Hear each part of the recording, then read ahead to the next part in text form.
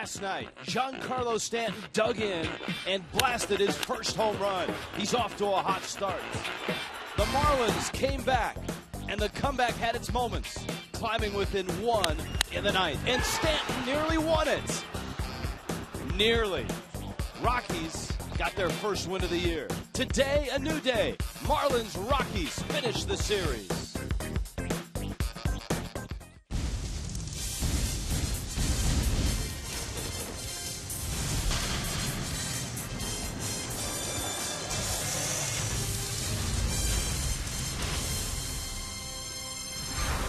In Miami today, another gorgeous day. The Colorado Rockies and the Miami Marlins finish off a four-game series. Lunch is being served. So we're ready to go. We're glad you're with us. Rich Waltz along with Tommy Hutton. Great ball game last night. Rockies big lead. Marlins comeback came up not only just short, but about 15 feet wide of that foul pole. Yeah, you know, it was a game where you didn't get a good start from your starter. It was a sloppy game defensively, but the way they played, they still had some opportunities and came close. We've talked about the Marlins in spring training, a different vibe and a real different feel, and one of those was Giancarlo Stanton in right field. He had a great spring, and he's carried it over, Tommy, to the first three games of this season. I don't know how many times we've said it, but a happy and healthy Giancarlo Stanton is a very good Giancarlo, and he's all of those things. Had some great at-bats last night. He's gotten off to a terrific start, shooting that ball over 400 feet to the opposite field. Then he had a terrific at-bat in the ninth inning, just missed, winning the game with another home run, but stayed on the ball, drilled a single, had an RBI, made it a 6-5 game. Giancarlo's 4 for 12 to start the season with one home run and already 6 RBIs. Now, as the season progresses, you've got teams and matchups today and tomorrow with number 4 and 5 starters going. And for the Rockies and the Marlins, they've got their number 4 guys going. Jacob Turner did not have a great finish to 2013, but he did have a nice spring this year. He sure did. Jacob Turner turned things around after having an ERA of almost 10 2 springs ago. This year it was a nice 2.79. You see the ERA last year, 3.74. He had his good moments, and then sometimes during those good moments he didn't get a lot of support. He also had some poor moments. I think a very important year and start for Jacob Turner. We'll see how things go today. Now, Franklin Morales was a Rocky long ago, and then a Red Sox, and, of course, a world champion, though he's been injured a lot. So the question is, can he be healthy, and can he go back to being a starter? Yeah, he'll be getting a World Series ring from the Red Sox, but Morales back in that rotation, another left-hander that the Marlins will see. The Rockies, one of the more powerful teams in baseball. When you've got Cargo and Tulo in the middle of your lineup, that's pretty good. Jeff Conine will talk about this powerful Rocky team when we return to Miami.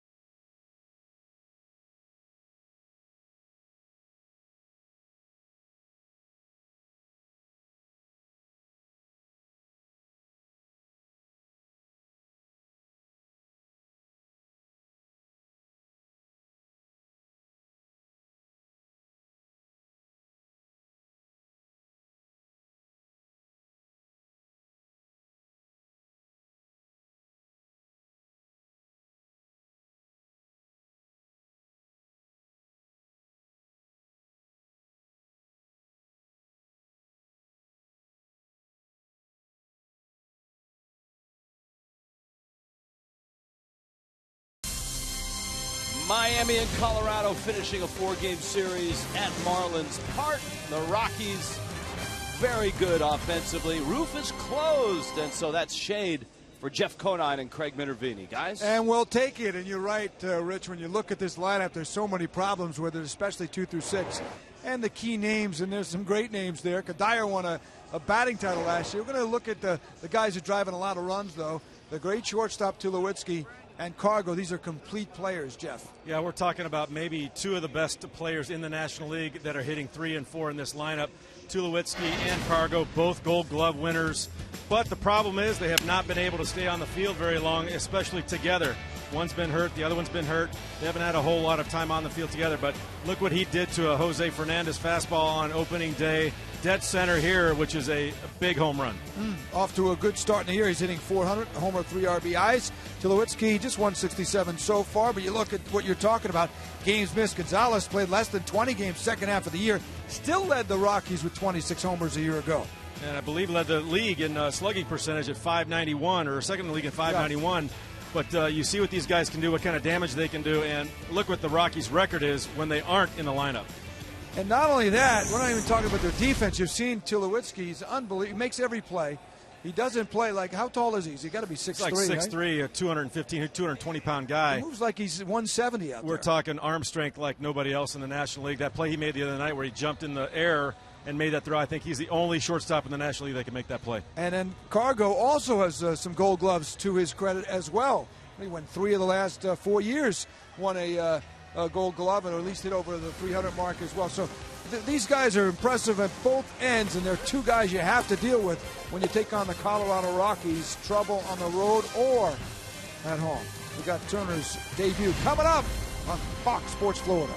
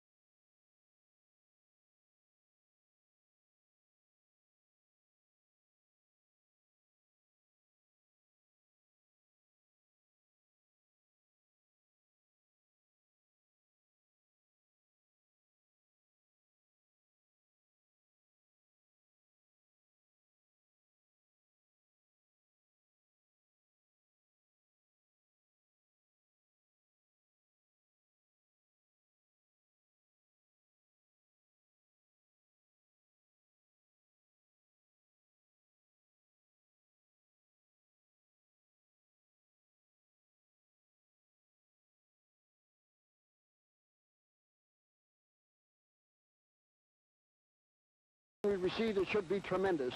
The steps and the elevator and everything is cluttered up there with people coming in, buying their tickets. The ball club is in condition. We're looking forward to a great year, and we know that Miami will prove to all of baseball that they are ready for baseball. Well, they have one chance to do it. And in the realignment in the future, I'm sure those things are going to be weighed. We want to be sure that we do it this year. It's very important.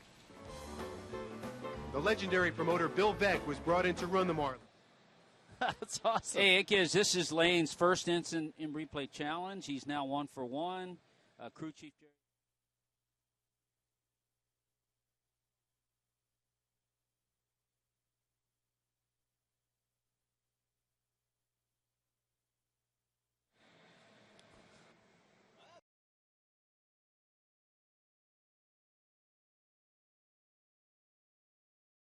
Let's go places by Checkers. Stop by your local Checkers on April 6th for a free cone with purchase.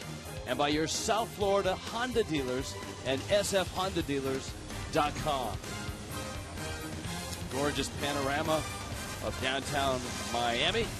Rockies and Marlins. Roofs closed, rolling windows are wide open.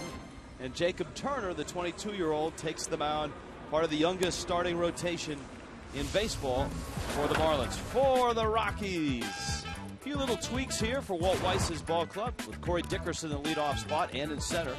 Kadire Gonzalez Tulowitzki against the Marlins has had success Willian Rosario, Nolan Arenado, Brandon Barnes, Charlie Culberson a start at second base, and Franklin Morales back in the Rockies rotation after a nice spell with the Boston Red Sox. And so what Jacob Turner will the Marlins see, or what will the Rockies see, Tommy? Is it the guy that scuffled at the end of last year, or the guy that had the terrific spring this year?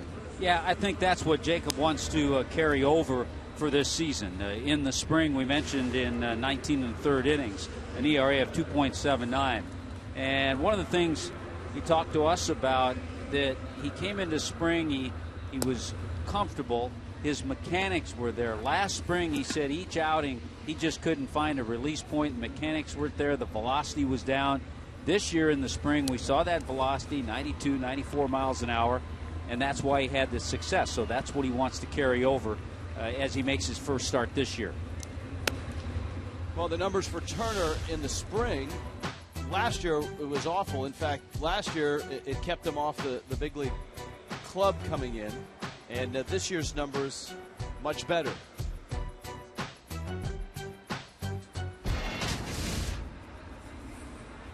And so Turner now takes aim at a powerful Rocky team. The Rockies jumped all over Henderson Alvarez yesterday with 6 runs in the first 4 innings. An interesting series. You've got this Rocky lineup, which is stacked with good bats. Marlins had terrific starting pitching on Monday and on Tuesday, and a comeback came just short yesterday for Miami. Pitch-a-Penny's first pitch, and Turner misses outside with a fastball. Corey Dickerson, we saw him as a pinch hitter. The Rockies last night took Carlos Gonzalez out of the ball game with dizziness. Cargo leaving after 6 innings. The report is he's fine. He's in the lineup, and of course hitting third for the Rockies. So Dickerson, Kadire, and Gonzalez scheduled here in the first.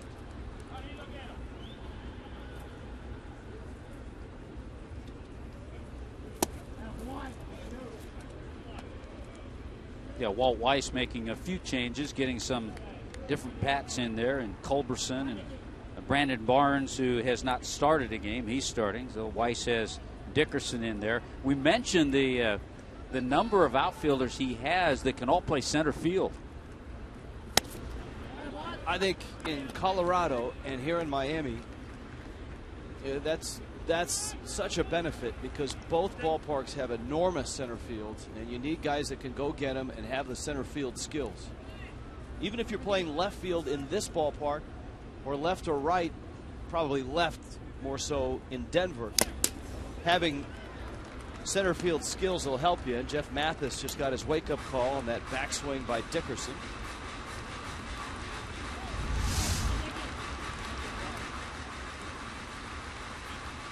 Well, watch and now listen. Mathis didn't flinch. And Mathis getting his first start of the season. Catching Turner. They're tough up there from Mariana. Yes, he is. 3-2 coming, and Turner's fastball is fouled back on the screen. Marlins had the Padres coming in, and the Rockies will return home and open up against Arizona for their home opener. Juan Nicasio against Randall Delgado. 3-2. And that one fouled back and out of play. Facing Dickerson, excuse me, Rich, is a guy, Dickerson, it's always hit. 321 is lifetime minor league average.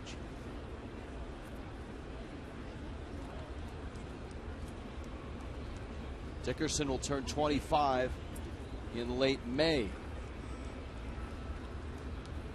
And Turner loses him. So a good at bat by Dickerson. An 8-pitch at bat, a walk. And the thing about this Rocky lineup is you get right into the teeth of the order in the 2 spot with Kadire coming up. And Kadire, along with Carlos Gonzalez in the 2-3 spot, have been really swinging it well here in Miami. 5 hits for Kadire, a double, an RBI. Had a couple of hits last night and a sacrifice fly.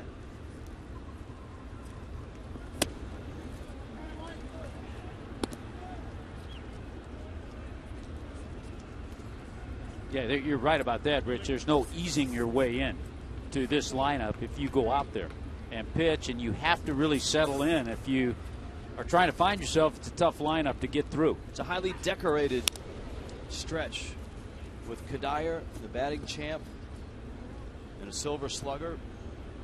Craig talked about Carlos Gonzalez and his fine resume, the 3 Gold Gloves. Batting champ in 2010 was Cargo. Dickerson back in. And then, of course, you've got Tulowitzki, who's won just about every defensive award, 3-time All-Star, and is one of the most dynamic offensive shortstops in the game. No Justin Morneau in the lineup for the Rockies. And Morneau, obviously an MVP with the Twins back when he and Kadire were teammates. Need a new bat. Kadire not only got a new bat, but it's all lathered up with pine tar. Defense for the Marlins, not so good last night. Well, yeah, it has to be improved today, and you have to do all those little things. Jeff Mathis behind the plate, who has always been an excellent receiver, a career over 30% in throwing runners out. And Jeff Baker back at second base against the left-hander Morales. Dickerson's running, pitch is a strike. Mathis's throw is wide and into center field.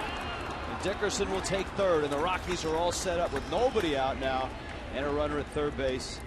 Mathis, normally a good throwing catcher, certainly didn't get a good effort off there. Well, he didn't. He tried to rush it because Dickerson got a pretty good jump at first base, and so he saw that. He realized, okay, look at this jump. I've got to get something on it. The throw sailed, tailed, got away from Baker. No chance at all for him. And alertly, that's why I like that pop-up slide. Dickerson over his shoulder sees the ball go into center field. Now Kadire sprays a ground ball. Turner has to get over. The run will score. Turner is there to get the out. But Michael Kadire drives in his second run of the series, and the Rockies, just like they did last night, jump out on top.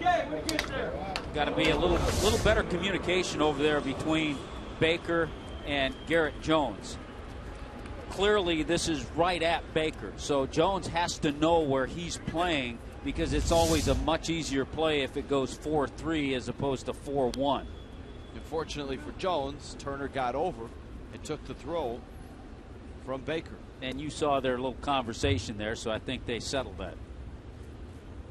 Carlos Gonzalez now, and he goes after a fastball and fouls it back. We've talked throughout the series about Gonzalez and all the things you like about him, the defense, the offense.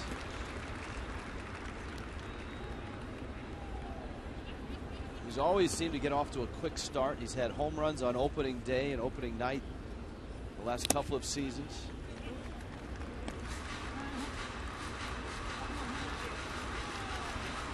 The Rockies able to do something the Marlins couldn't do last night in that 6th inning when they had a couple of runners on, second and third, nobody out. Couldn't make contact, couldn't get a run or two in. Swing and a miss. Nasty breaking ball by Turner, and Mathis will throw out Carlos Gonzalez. Jacob Turner made some good pitches to a tough hitter in Carlos Gonzalez and really fooled him. You don't make him look that bad very often.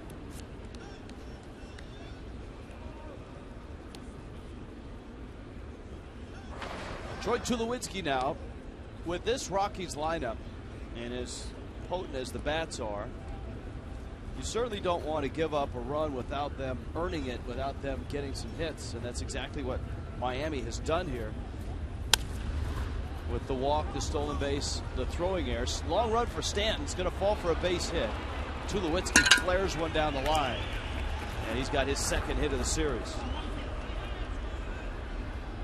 It's an example of this spacious outfield, and especially with a guy like Tulowitzki, who you have to honor his power.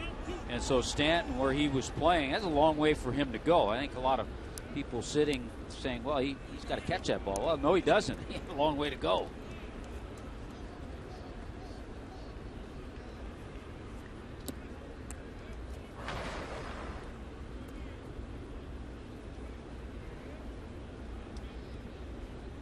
Now Willeen Rosario, who had the night off last night.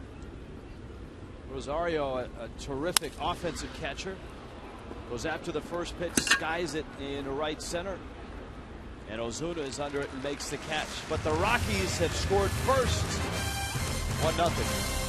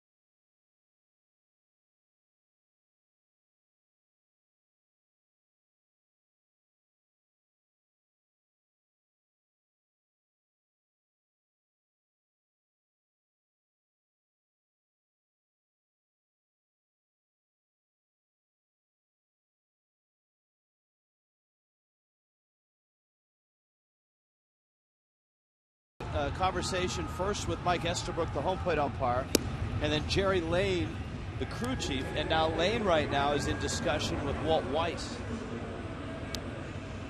about what we're not sure, but we will endeavor to find out the genesis of first Redmond coming out and now Lane talking to Weiss. Meanwhile, back at the Batcave, here's the Marlins lineup. Christian Yelich is in left field. Jeff Baker's at second base. Giancarlo Stanton in right. Marlins have their lineup out against lefties, and that means Casey McGee, who's off to a terrific start, is at third base. Garrett Jones, Marcell Ozuna, Adeiny Echeverria, Jeff Mathis, and Jacob Turner. There is a look at the 27-year-old left-hander, Franklin Morales, who, as Rich pointed out, was with the Red Sox last year and certainly helped them. Had just one start. He worked out of the bullpen, but in the rotation. Pretty good spring for Morales. Over 25 innings and had an ERA at 2.10. They've got a couple of guys, Chacin coming back, and you wonder if Morales will stay in that rotation or maybe go in the bullpen to add another left-hander. They only have one left-hander. Tyler Chatwood had to miss a start. There's the defense for the Rockies this afternoon. Carlos Gonzalez, Corey Dickerson, Brandon Barnes in the outfield, Arenado and Tulowitzki, Culberson and Kadire, and Willeen Rosario back behind the plate. Christian Yelich, Jeff Baker, Giancarlo Stanton against Morales. Marlins down a run, 1-0. That run, by the way, is an earned run. I think the Tulowitzki base hit made it an earned run. Pushed it over the top. Yeah. Now Yelich against the lefty. Morales delivers a fastball that's in. Talking to Christian today around the batting cage. He's got a good attitude about some tough luck that he's had the last couple of games. Goes after a fastball, skies it to center, hits it well. A lot of room out there. Dickerson gets under it, makes the catch. All right, what do you got on Franklin Morales? All right, we'll give you a little bit on Morales. Scouting report. He's a rapper. Well, not that kind of rapper. Let's go with the W. He sweeps the curveball, big sweeping curveball, and kind of a three-quarter delivery from Franklin Morales out of Venezuela.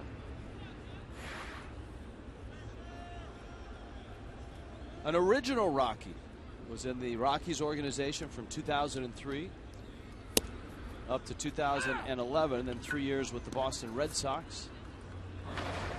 Jeff Baker, a former Rocky.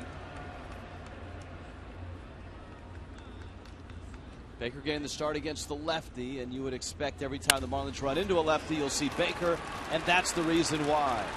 Barnes cuts it off. Nice play in right field by Brandon Barnes to hold Baker to a single. Well, we talked about all the center fielders that the Rockies have. Last year, Brandon Barnes with the Astros played 116 games in center field.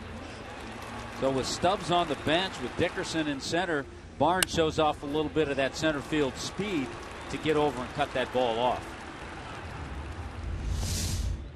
Not many teams have the ability to change center fielders as much as the Rockies have done in this series, not alone in the season. They've had 3 different players start in center field in this series. All right, here's Stanton, and he certainly was locked in last night. The home run to right, 418 feet. The fly ball out to center, about 405 feet. And then that drive to left that almost won the game that was just foul was way up in the seats, almost up on the plaza there. Earliest home runs of the season for April 2nd. Stanton is a late starter. Remember, in 2010, he didn't get to the big leagues till late. But the last 3 seasons, injuries and slow starts, and not a lot of power in April. Smacks that one in the corner. After it is Gonzalez. Baker headed to third, and he's held there. Remember, you got Tulowitzki as the cutoff man with a really good arm. Stanton has a double, and the Marlins are set up second and third and 1 out. All you have to know to realize that Stanton has gotten himself ready, played a lot in the spring.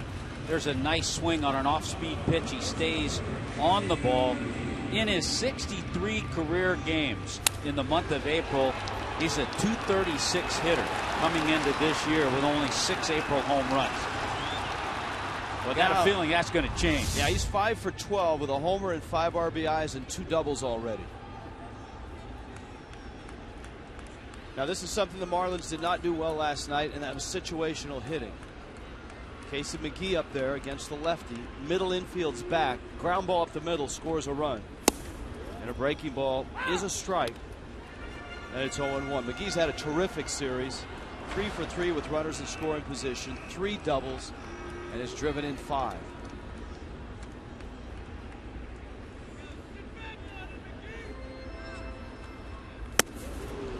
Fastball up and in.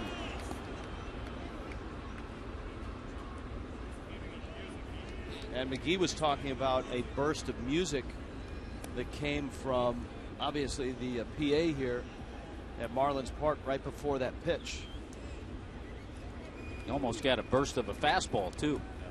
That was chin music he heard. And he's not complaining that it wasn't his walk-up song either. 1-1 coming. Morales misses up. Morales, an interesting guy. And staying healthy has been a real challenge for him. Since 2009, he's been on the disabled list every season. Last year with the back and lat. 2 disabled list trips with the Red Sox. He did make 3 postseason appearances with the world champs last year.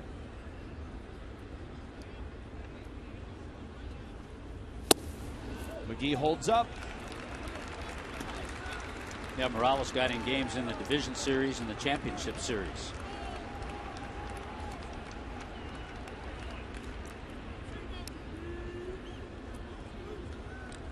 First base is open. Casey McGee may not see anything real good to hit here on a 3-1 pitch. That's in, and McGee walks. Bags loaded. You've got the left-hander now, Garrett Jones, coming up. a right-hander on deck, it may have been a little different story, a different pitch. That's why as a hitter sometimes you have to kind of put that whole scenario together and realize you have a left-hander hitting behind you. And in his career, Franklin Morales has held lefties to a 194 average. And we talked about the challenges for the Marlins against left-handed pitching, at least right out of the box. It didn't seem to bother him in the first 2 games. They beat lefties in those first 2 games. But Jones is one of those guys that didn't have a lot of at-bats against lefties last year. He was platooned against righties in Pittsburgh. And here he is, infield's back for 2. Bases loaded, 1 out. And believe it or not, the Marlins will see a left-hander for the Padres tomorrow night to open up that series, Eric Stultz. So for the first 5 games, the Marlins are facing left-handed starters. Yeah, then a couple of righties. A really good righty on Saturday, and a terrific matchup with Jose Fernandez and Andrew Cashner. Those are the splits in his career. I think the other number that you need to know, and why it's, in my opinion, going to take some time for Garrett Jones to settle in against lefties. Last year as a Pirate, because of the platoon situation he was in, he only saw 21 at-bats against left-handers. Bouncer up the middle. That looks like 2 to Lewinsky. Not in time. Jones beats it. Terrific slide by McGee at second base. Hard-nosed player. He's known for that. He's known for his hustle and his grit. And you know what? It just paid off with a run. Well, that was good on both ends. Getting out of the box quickly, and give Garrett Jones credit too. But watch this slide. Hard, clean, trips up Tulowitzki enough that he just didn't get a lot on the throw. And because of that, it was beaten by Jones, and just like that, a tie game. And one of the keys with the bags loaded, he wasn't held at first base, so he had an enormous lead and a big jump and was right on top of Tulowitzki. 2 outs now, and here is Marcell Ozuna. Believe me, shortstops know when that runner at first has a big lead, too. At the corners, Ozuna burst from the gates on opening night with a big night after a somewhat slow spring.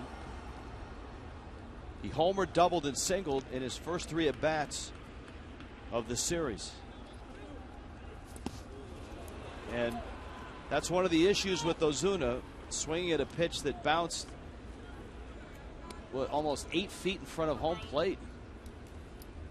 Yeah, when we had, and he was great, when we had Frank Menachino with us on headsets and talking about the different things all the hitters worked. And the key he focused on Ozuna was pitch selection. If he swings at strikes, he's going to be a whole lot better. I don't even know if that pitch showed up on Fox Tracks. It landed so far in front of the plate. Counts 2-1.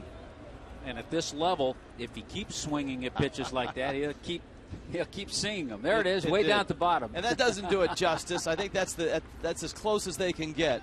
Is the bottom? If you put it on the bottom row, it's in front of the plate. Jones and Stanton at the corners. Morales to the plate. And Ozuna a swing and a miss. I actually was going to telestrate that, but the telestrator doesn't go that low. A 1-1 start here in Miami.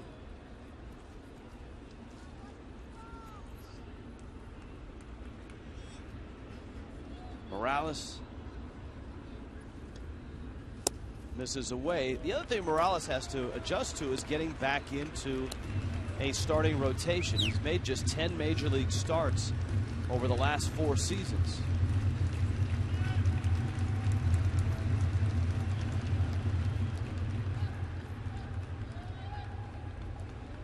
As you documented with the Rockies, their question marks seem to be in their starting rotation. Ozuna swings and misses and strikes out. So Morales strikes out Ozuna. Marlins get a run, and this game is underway. A 1-1 start.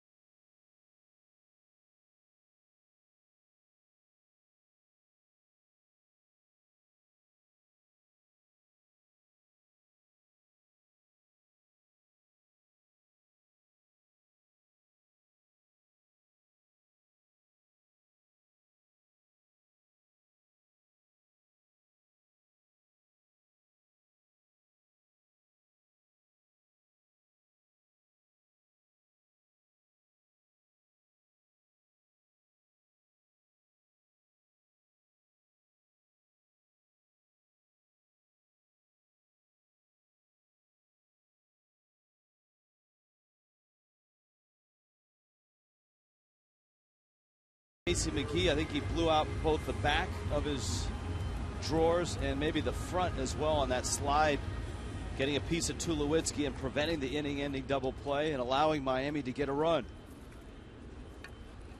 And so Turner goes back to work. Nolan Arenado, Brandon Barnes, Charlie Culberson. Turner zips in a strike. Rockies got a run in the first, a walk to Corey Dickerson. He stole second. Jeff Mathis's throw ended in center. And then Michael Kadire scored him on a ground ball out. That's a swing on Arenado, the young third baseman.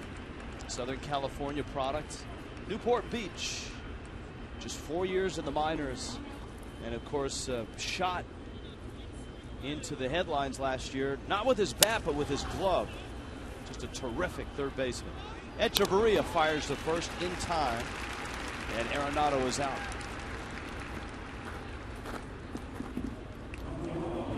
Marlins.com, your one-stop shop and stop for breaking news, tickets, sweepstakes, merchandise, and more. Sign up for free Marlins email or text alerts. Receive year-round Marlins coverage, offers, discounts, and more. Go to Marlins.com. Become a Marlins insider today.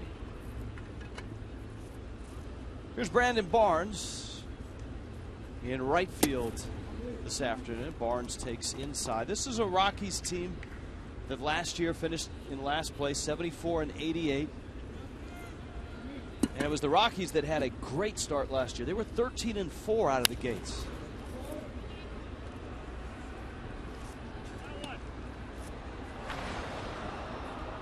Walt Weiss in his first year. One of the challenges for Weiss last year was reconstructing a starting rotation. You'll remember, if you go back 2 years ago, the Rockies were still experimenting with pitch count, rotation, much to the displeasure of Jim Tracy, the well-respected skipper at the time. And Tracy kind of walked away, wasn't in concert with the baseball operations and the front office and the way they were using starters. And so Walt Weiss was given a one-year contract. And of course, his legacy with the Rockies as a player, but as an instructor, he was coaching high school baseball. He's also the offensive coordinator for his son's high school football team. And Weiss did a nice job last year, and he was rewarded with a 3-year contract this year. Yeah, I'll never forget that conversation you and I had with Jim Tracy around the batting cage in Denver. That one, Charlie Culberson smacks into left field for a base hit. Didn't take long to realize that he was not on board. He was as politically correct as he could be, but he was not on board with that experiment. Franklin Morales comes back in, and we touched upon it last night. One of the things the Rockies did in concert with bringing aboard Walt Weiss was hiring Mark Wiley. Wiley, sort of the director of pitching throughout the organization, major leagues and minor leagues. Here's Morales at the plate. Well, I think important too to have a former big league manager with some experience, Tom Runnels, as Weiss's bench coach.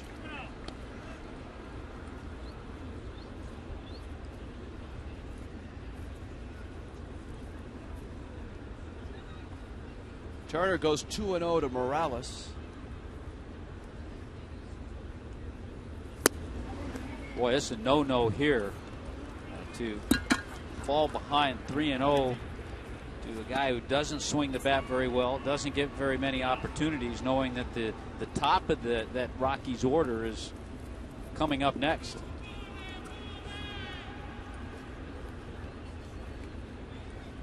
Morales is a good hitting pitcher. That doesn't excuse going 3-0 on him, but he carries a .250 batting average. Small sample size, Tommy, though. 32 at bats. 3-1. Hits it hard. Echeverria straightens himself out and throws him out. And the inning is over. Rockies leave a runner. 1-1 ball game in Miami.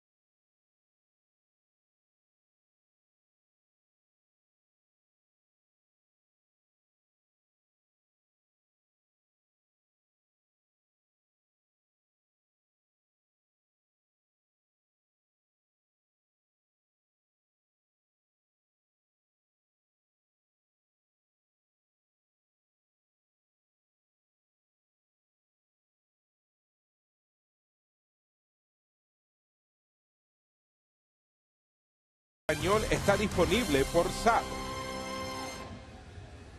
Welcome back in Miami. Little day baseball.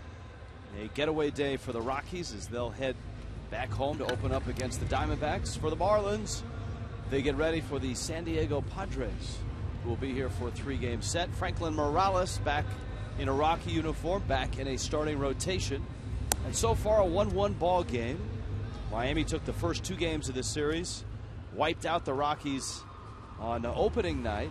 A 10-1 win, a closer ball game, a lower scoring ball game. The Marlins winning in game 2, and then last night Rockies built a 6-1 lead, hung on, and by about 10 feet hung on for a win when Giancarlo Stanton pumped one out of here.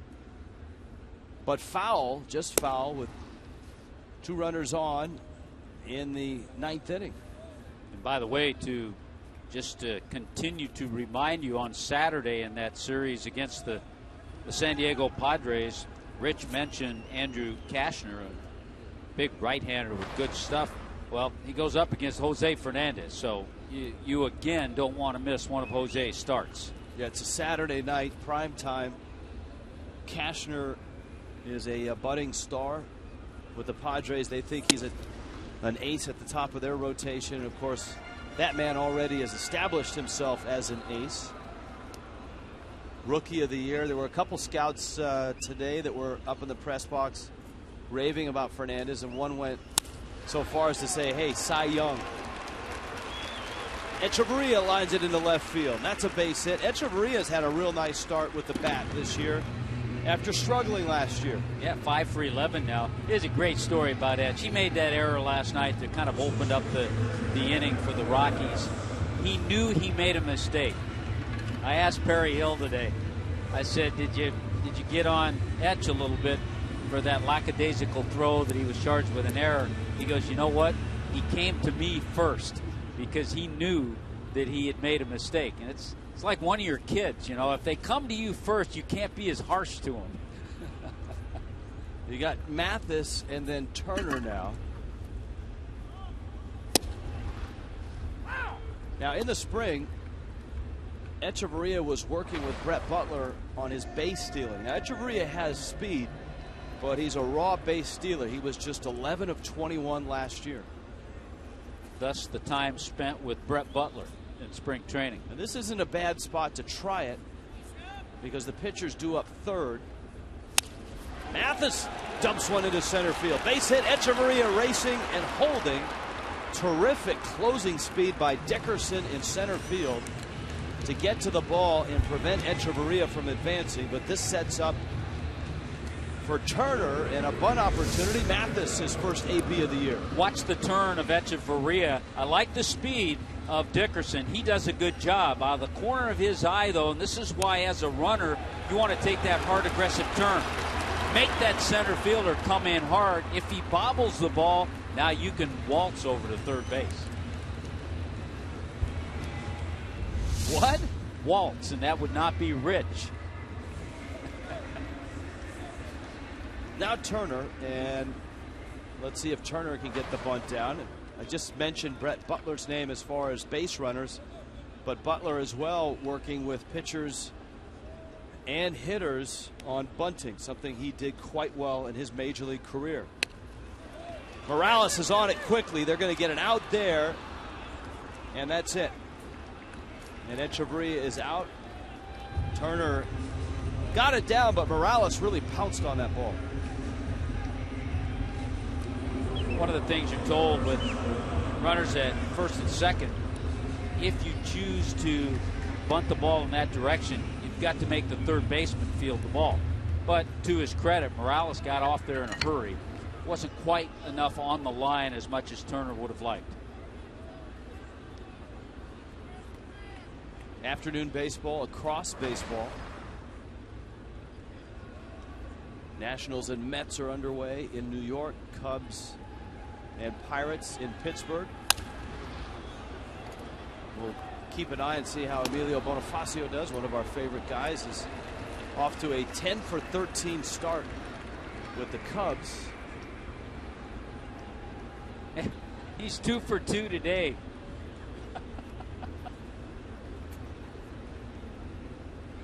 Hitting a cool 786 is Bonifacio. It's amazing. He's so hot that he goes 2 for 2. He moves his average from 769 to 786. High chopper to Tulowitzki out there. Yelich beats it at first. And so that'll give Baker an at bat with runners at the corners.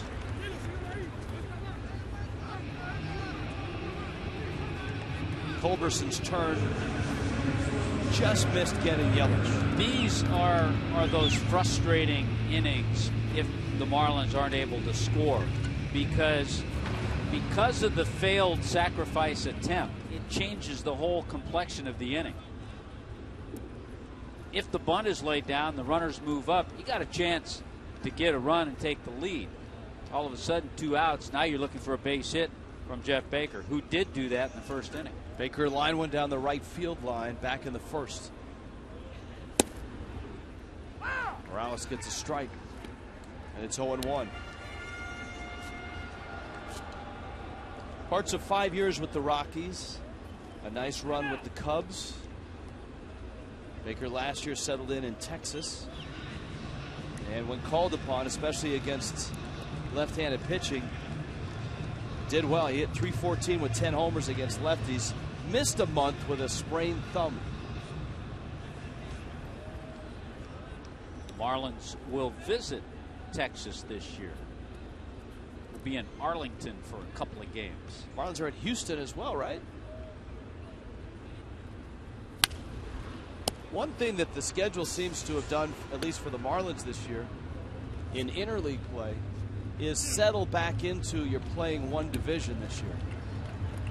The Marlins do have that series against the Rays, the 2-2. There were a few years where the Marlins were all over the map. There were many years where the Marlins played an interleague game against a team from every division in the American League. But this year, Seattle is here. Marlins go to Anaheim. Oakland comes here. And they go to both cities in Texas. Get a chance to dust off the boots this year. 1-2 to Baker. Stanton on deck.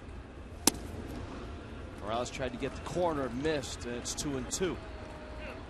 Talking about how when you're a hitter, you always like to know who's behind you. It may help as to what kind of pitches you'll see. Well, Baker certainly knows that Stanton's behind him. Baker getting the start at second base, his third start of this 4-game series. This is the third lefty starter Miami has faced. Good job by Derek Dietrich last night in his first start of the year. Had a nice double. His first time up, was hit by a pitch. He scored a couple of runs and then had that nice at bat in the 9th inning, drawing the walk, allowing Stanton to come to the plate.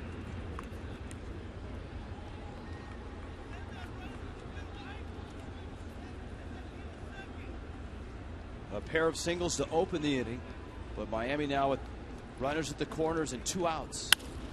Baker sends a soft fly ball to right. Barnes is there and he makes the catch. And again, a frustrating inning for the Fish in a 1-1 game.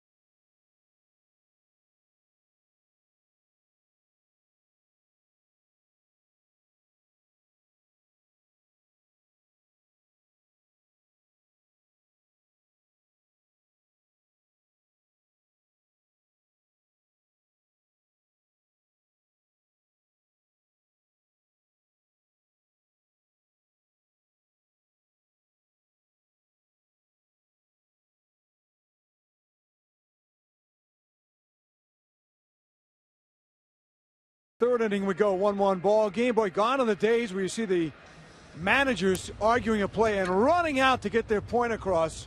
Those days seem to be over. Now you got to buy some time, a leisurely trot in the direction of the umpire who made the call. You got to buy time to see if you want to challenge it on replay. And it is a pace that the other team has noticed already when Mike Redmond comes out to challenge. Feel out of place out there. Actually, Michael Kadire and Morneau were giving me a bad time. They're like, "Come on, you're starting to walk like a manager." And I said, "Well, what does that mean, Cuddy?" He goes, "Well, I mean, come on, you're still a young guy." He goes, "Don't quit walking like a manager." And I said, "Well, what am I supposed to do?" You know? That's the Geico quote of the game, and what they're doing there is obviously he's buying some time, and the Marlins have a little system where he looks back. If the cap is off, that means go for it and challenge. Cap off. So he's looking into the dugout and trying to catch that signal, and if so, then he'll challenge. The Marlins thought they had the call yesterday that was going to be overturned. It turned out it wasn't. As Mike Redmond says, we could see it one way, and still it could be interpreted by the umpires or the guys in New York a different way. That won't affect the way we look at it, guys. Thank you, Craig. Rockies back up the top of their order. Corey Dickerson, Michael Kadire, and Carlos Gonzalez. I think in the first 3 games of the Major League season, there have been a lot more replays than many people expected. I remember Major League Baseball broke it down and said there were, what did they estimate, 250, 300 blown calls from last year that they watched and realized, yep, they did miss that call. So they did the math and said there's going to be X amount of replays per game. But I don't know that they took into consideration the calls that weren't blown, that were close, that managers want to challenge. That's a line drive seed by Echeverria into center field. And it's a work in progress for managers, umpires, players in terms of how do you execute it, what's the strategy you use for it, and it's not perfect, and I don't think baseball said it would be. It's a huge step forward, and there will be tweaks as they go along. I think for those, this is what's going to happen. For those who start to complain about maybe the pace or the manager walking out there, keep in mind you were probably one who wanted replay too. So it's a give and take.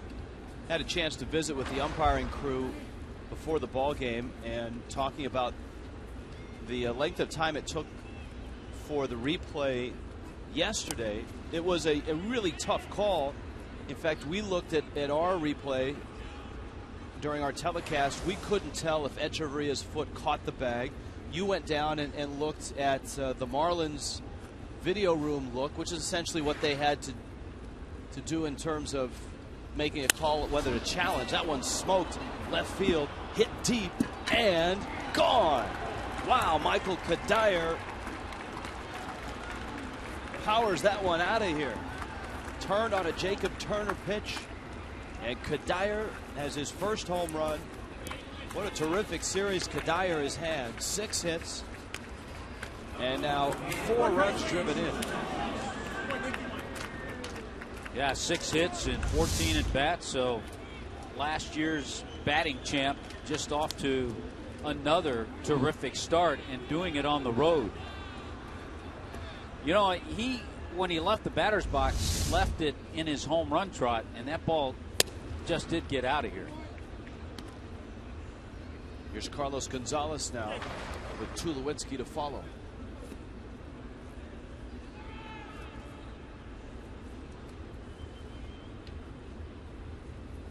Get over there! Jones is there. Turner is there. How long would you estimate the replay sequence took last night on that play at second base? I would guess 3 to 4 minutes. Okay. And in talking to the umpiring crew, it was such a complex call, and that's not their fault. There were probably, they estimate, 5 or 6 umpires in the room in New York looking at that one call. Because the 2 umpiring crews that are in there are watching all the different games. And if there's one call and nothing else going on, there's more than one set of eyes on that replay. And as many times as they looked at it, they couldn't get a definitive look that had clear evidence of overturning the call, and that's why the call stood. Tulowitzki now. Michael Kadyr's 2-run homer has given Colorado a 3-1 lead. Tulowitzki swings and misses.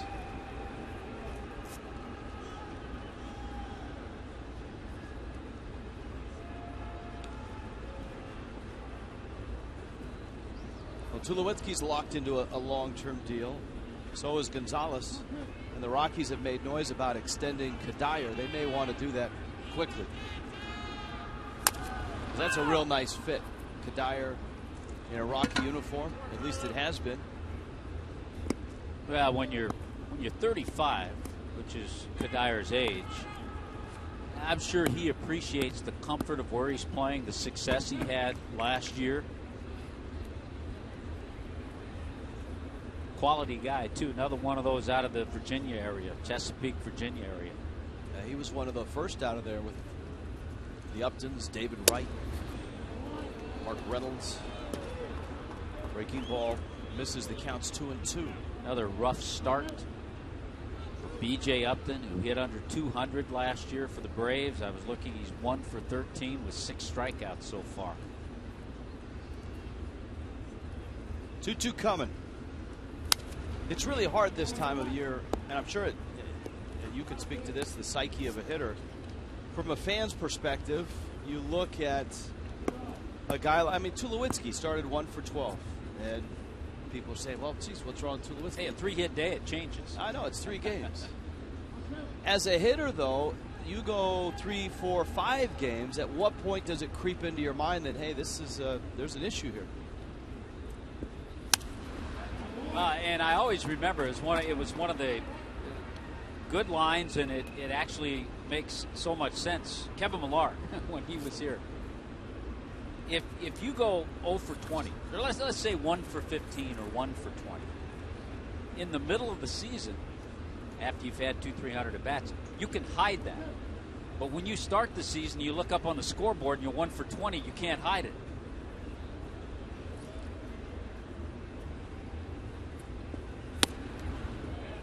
For an established guy like Tulowitzki, that's no sweat. But if you're a young player trying to stick with the ball club that you've made out of spring training, that can really weigh on you. It weighs on you a lot more than that veteran.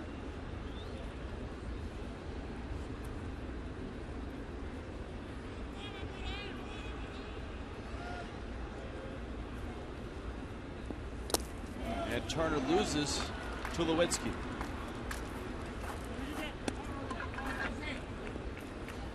Fans, you can tweet your best fan photo using the hashtag Marlins Fan Photo. It's a chance to have your photo shown in an upcoming broadcast. It's brought to you by AT&T. Tommy had a terrific photo yesterday. It was photo day. It's like, remember when you were a kid in grade school and it was picture day? Yeah, you and I had photo day. Get your hair cut. Craig was there, Niner. Dress up. Preston. Off the end of the bat, Rosario dumps it into right field. Tulowitzki will easily get to third. And the Rockies continue to plague Jacob Turner. Willian Rosario with the base hit. It just hasn't been a sharp day for Jacob Turner. That breaking ball was up. Even though Rosario didn't hit it hard, he got it out over the plate. Fastball velocity's been okay, but the crispness, some of the sliders have been good. He's gotten some outs on those, but he just hasn't been consistent.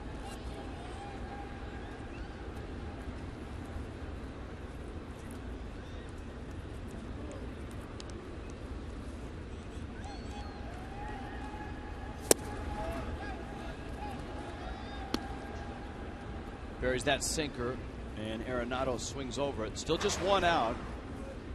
And so a ground ball here gets Turner out of further damage.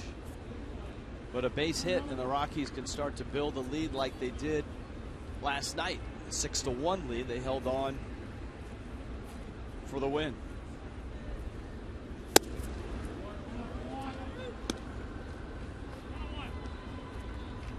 fastball hasn't been consistently in the strike zone.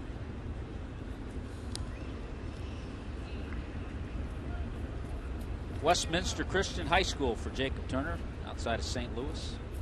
There's a lot of big league players, ex-players that had kids on that team, and that's in the center field. And Arenado has stretched Colorado's lead to 4-1, and Turner is getting battered here right now by the Rockies.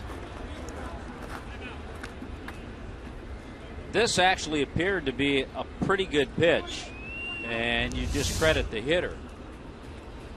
He went away, slider away, down. It's right on the corner or off the plate. Broken bat. A couple of balls haven't been hit all that sharply in this inning. Rosario didn't hit his hard. That one sounded like a broken bat. Now this is more like the Rocky ball club you expect from the first two nights. And a big shift for Walt Weiss last night and today. Yeah, you were mentioning some of those big leaguers who had kids that went to that same high school. Mike Matheny, of course, Cardinal manager. Andy Bennis. Todd Worrell. Some guys that know a thing or two about pitching. Yes.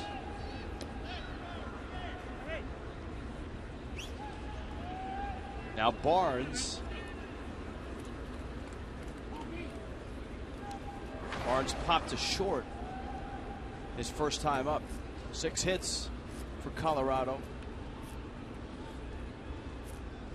And the biggest of which, a Michael Kadire 2-run homer. Well, to this point, Jacob Turner has faced 15 batters. 8 have reached base. And he's labored to 51 pitches now in 2 1/3 innings. Miami's bullpen starts to get active. Looks like Brad Hand is getting up. But Turner had a stretch in June, and this is why you see bits and pieces. And again, he's just 22, but he had a stretch in June last year in 6 starts, an ERA just a little over 2, and he was 1-0. But then he finished poorly. Ground ball, Echeverria to his right, going to get the out at third. It's a nice play. And the only play really for Echeverria. So Rosario is erased. Yeah, heads up by Echeverria because he realized he wasn't going to get 2, so there's no sense throwing behind him to try to get the out at second. Not going to get a double play, so alertly Casey McGee went right to the bag to receive the throw and get the force there.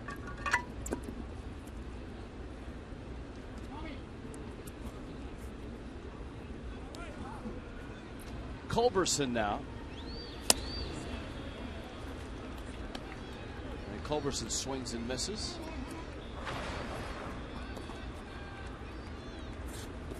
Up with the Rockies last year, actually a supplemental first-round pick by the Giants back in '07.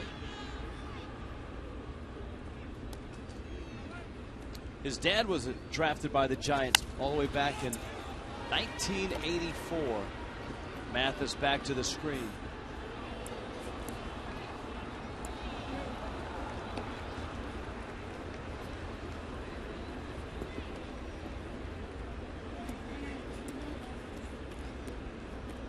Culberson out of Calhoun High School in Georgia.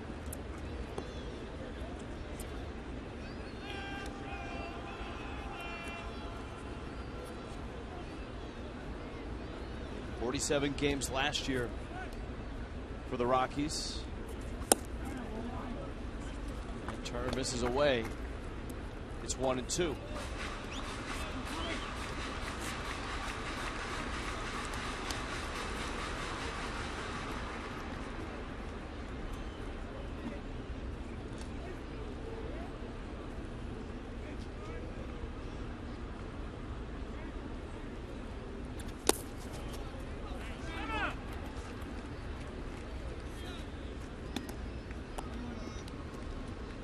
I think every team in the National League West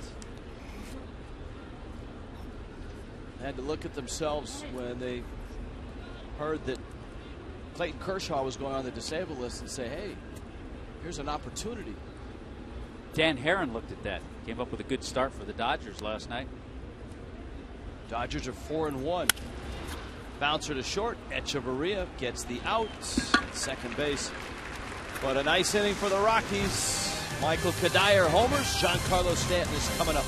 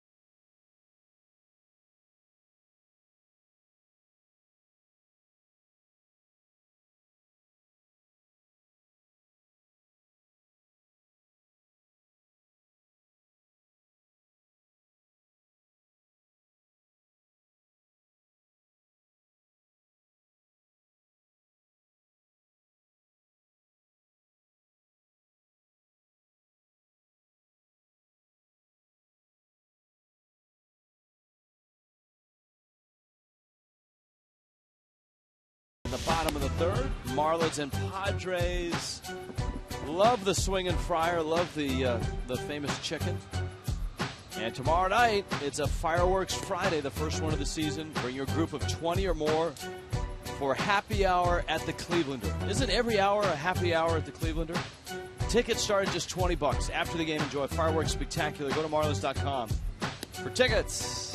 You know, the chicken isn't really a regular anymore. The chicken just makes special guest appearances at Petco. But I do remember back in the 70s when the chicken was a regular attendee.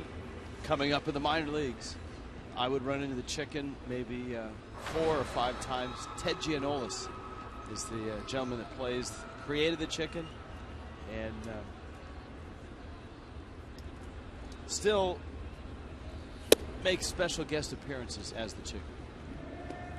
See, if you brought those two here, the swinging fryer and the chicken, I think the chicken would have a much better time at happy hour in the Cleveland than the fryer. Just my inclination. The chicken might not make it back on the field. Stand up right now, counts 1-1. Doubled his first time up, and he clobbers that one, a liner to left, and it's caught. Carlos Gonzalez somehow got the glove up and somehow came down with the ball. You went out and asked Carlos Gonzalez right now, have you had many line drives hit over your head this hard? And he would probably say no.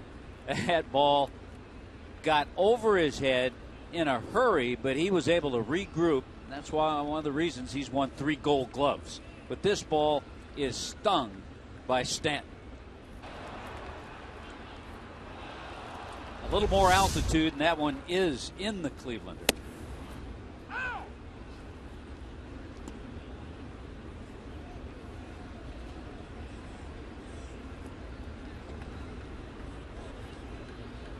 Casey McGee walked in the first.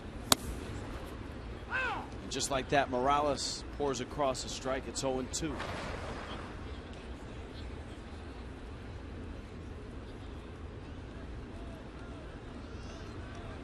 can see Rosario setting up in, and they got in on his hands.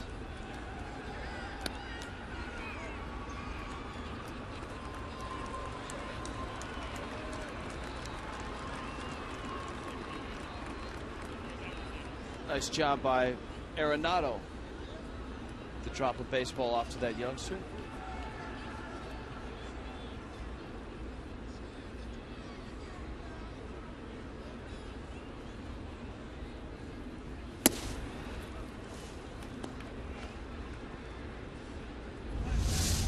Here you go, Tommy.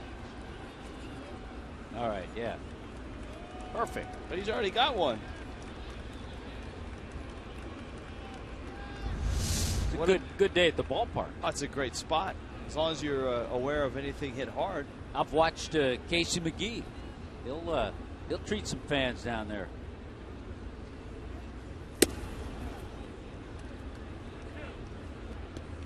Like to treat him with a base hit right here.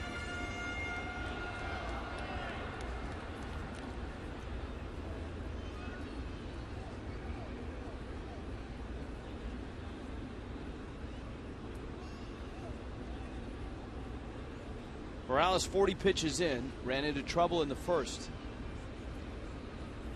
Marlins had the bags loaded. Got just the one run. They had runners first and second. Nobody out in the second. Didn't get any runs. McGee takes up.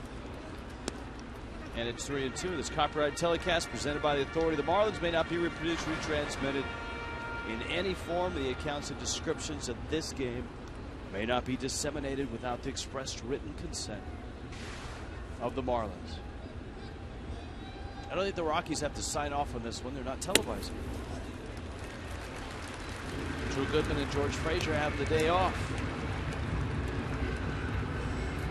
That's an area, by the way, with McGee having walked twice today. Look at his numbers in Japan last year. He walked 70 times. And early on, we've already talked about that, how hitting over there made his selectivity much better.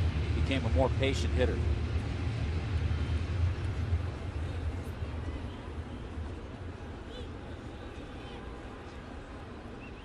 So good numbers, 30 doubles, 28 home runs. The Rakuten Golden Eagles.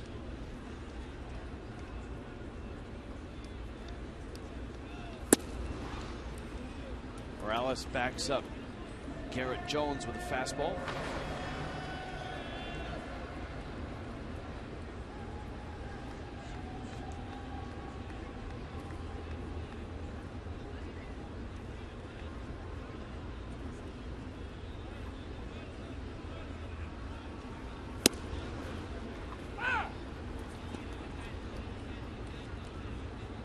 The Mets have a 2-1 lead against the Nationals in the second in New York.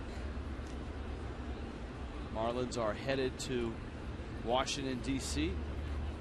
for a Tuesday, Wednesday, Thursday series, and then a weekend series in Philly.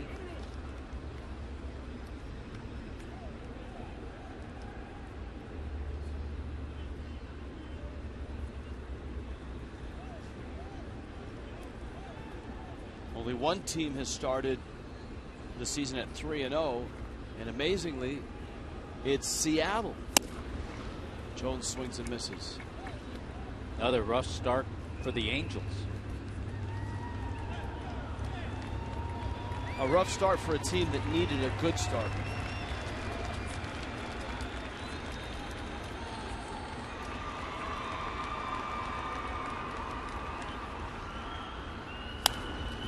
Jones fouls it back. The Nationals off to a quick start, 2-0. I think with the injuries that the Braves had in the rotation, a lot of people brought their vote to Washington in terms of preseason predictions. Washington really underperformed last year. Yeah, they did, and they actually admitted it, especially the first half of the year. 2-2. How about the David and Goliath matchup? The Astros and the Yankees. Astros 2-0 against the Yankees. That's right. Dexter Fowler of the Astros, formerly of the Rockies, homered against the Yankees last night. They play again tonight in Houston. As did former Marlin Matt Dominguez.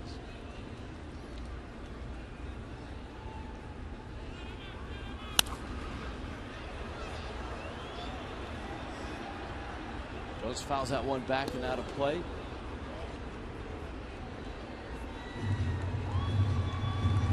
Arizona off to a slow start, 1-4, and of course a couple of those ball games were on a different continent.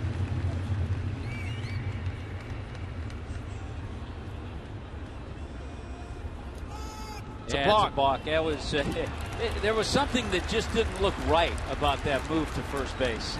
I think Morales knows it. Jerry Lane, loud and clear, calling a balk. Walt Weiss has gone to the. He hesitated and then he almost stepped toward home plate. But no hesitation at all in Jerry Lane. And Walt Weiss immediately went to the end of the dugout to get as close to Lane as possible. You can't really argue all that vociferously.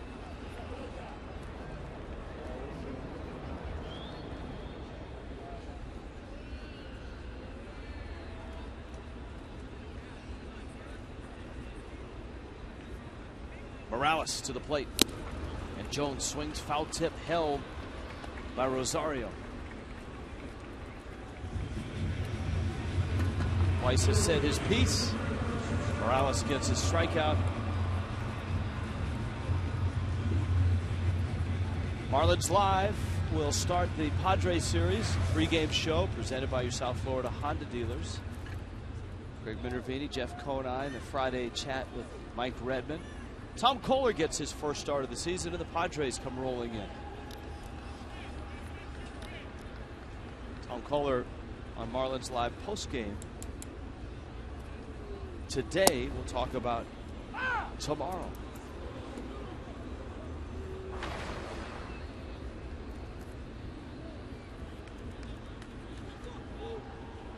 Ozuna at the plate, runner in scoring position. Ozuna struck out in the first inning and didn't look particularly good doing it. And he's taken now 2 pitches in the strike zone, a breaking ball. Now I'd be very surprised if Morales gives him anything that's in the zone. He'll try to get him to chase a couple of pitches.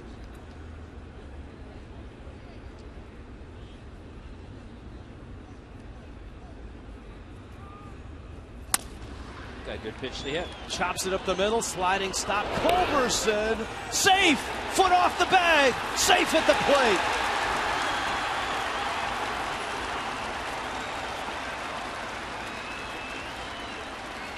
Jerry Lane was on it. Kadir didn't argue too much. Now the Rockies have to decide whether they want to challenge it. Weiss is looking, and certainly the coaching staff in the dugout is looking at the replays. And here comes Weiss. Yeah, and I think a little bit of the replay situation came into play on Brett Butler sending McGee.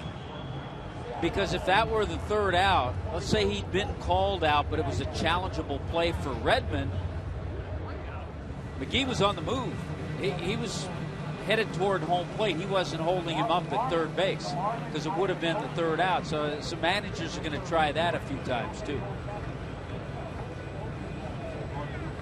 So it looks like he is challenging it.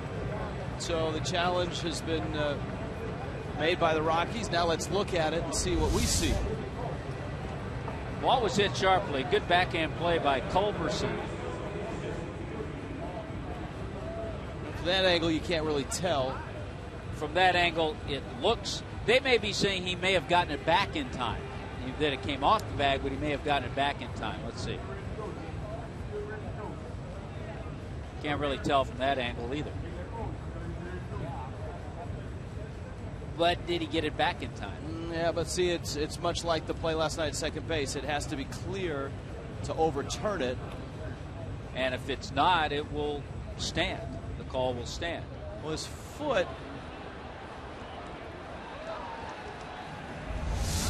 you can see his foot torqued there at the end, but the 3 looks that we have, and they'll have a few more looks in New York, the 3 looks we've seen doesn't seem to be enough to overturn Jerry Lane's call. 2 umpiring crews right now in New York in the command center. are looking at the play. They'll look at the replays. They can enhance their video, slow it down, back it up. 2 umpires, crew chief. As well, Hunter Wendelstadt is on the headset. Remember, as we talked about, it has to be definitive. It has to be conclusive. And if it's not, then the call by Jerry Lane will stand. The amazing thing, you were talking about it earlier, Rich. Last year, according to the data that we received, there were over 2,400 games played in the major leagues. And 377 missed calls. That's about 1 every 6.5 games. However, there are a lot of calls like this where you can't tell if it was missed. And there are a lot of calls that were made that were close enough that managers would like to challenge. Looks like a verdict has been rendered.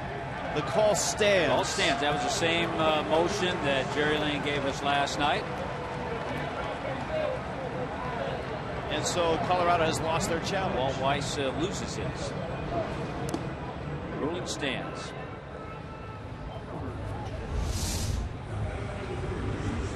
A lot of times a first baseman on a play such as this comes off the bag, but is able to sneak that foot back on the bag before the runner gets there.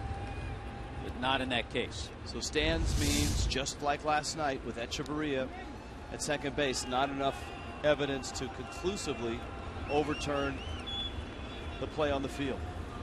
So it goes in an RBI infield base hit for Ozuna. And a ground ball will end the inning. But the Marlins get a run. The Rockies lose a challenge. A lot of moving parts to that third inning.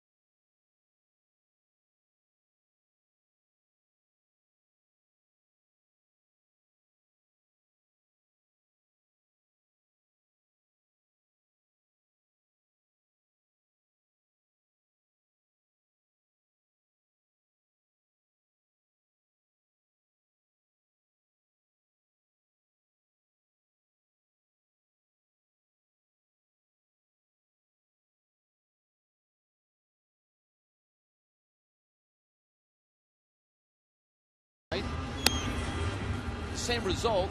There was not enough evidence on the replay to overturn the call on the field. Rockies have lost their challenge.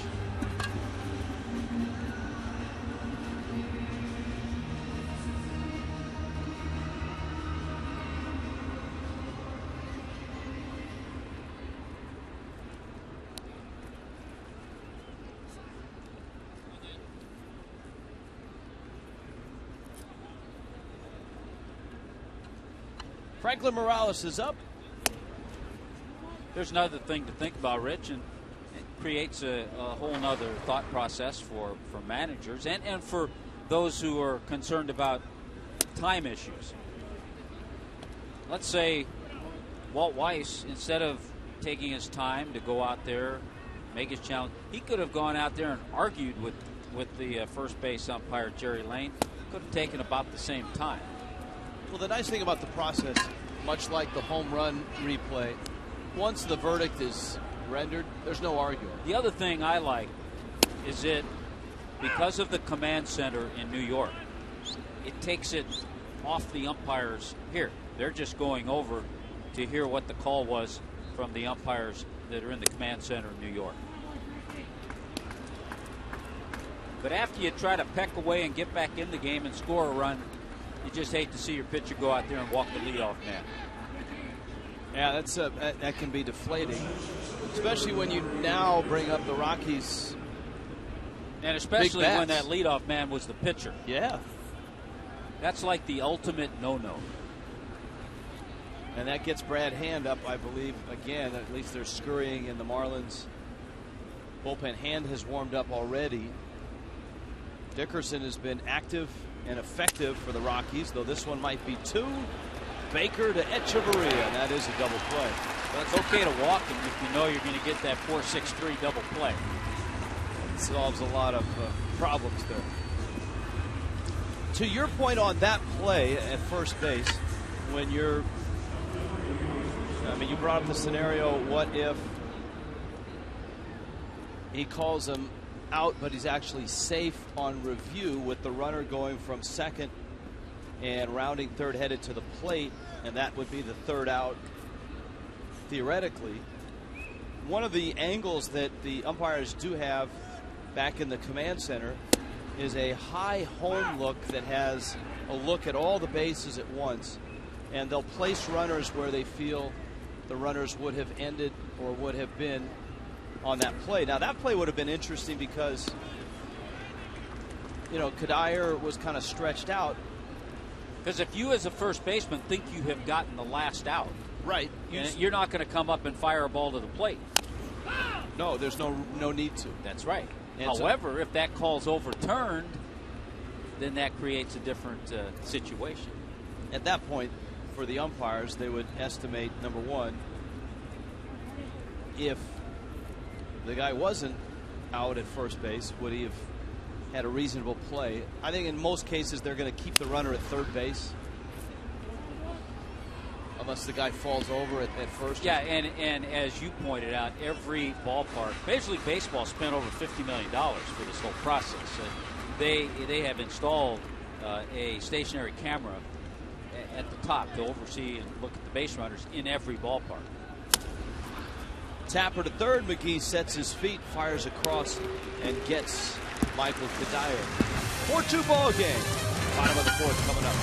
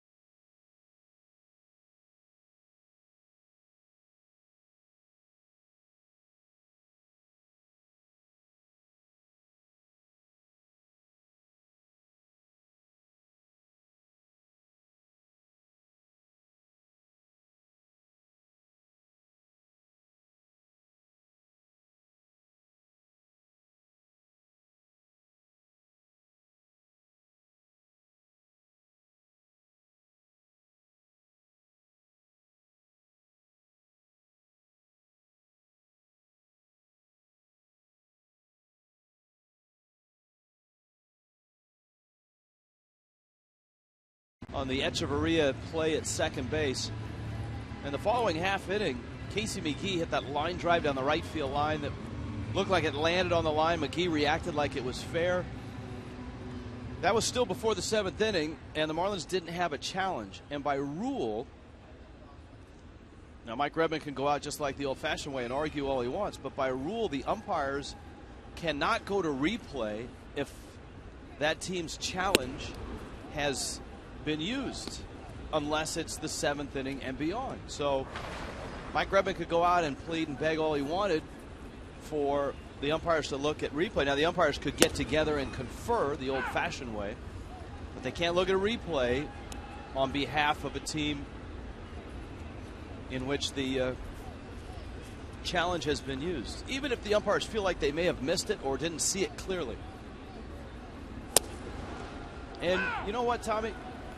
That may be a tweak in the future. If the umpires feel like they've missed a call, especially if it's a run-scoring play like Bruce Bochy and the Giants. Yeah, even in years past, and I say most recently, not 15, 20 years ago, but even in years past, that's been done a little bit more, where, let's say the third base umpire sees a call that the first base umpire makes, and he'll say, hey, wait a minute, I think you missed that call. They'll convene and maybe change the call.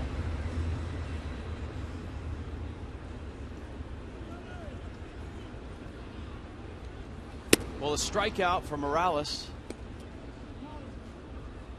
opens up the bottom of the 4th. Here's Turner. With a quick inning from Jacob Turner last inning, he got a reprieve. And he's going to be able to go out there and at least try to give the club another inning or two. Right now, Turner at 69 pitches.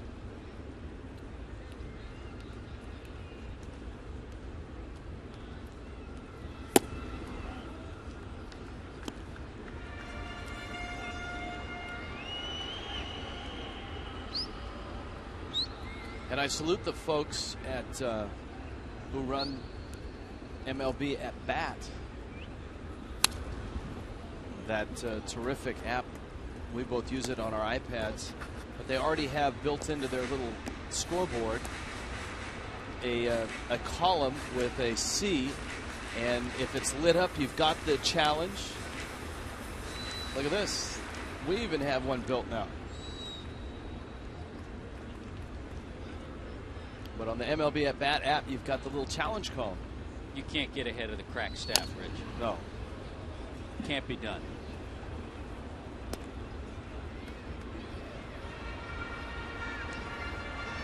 Turner with the count 2-2. Morales is at 63 pitches, so his pitch count is rather high. It looks like the Marlins will be into the Rockies bullpen at this pace, 6th, 7th inning, much like the Rockies will be into the Marlins pen. That's in, not by much.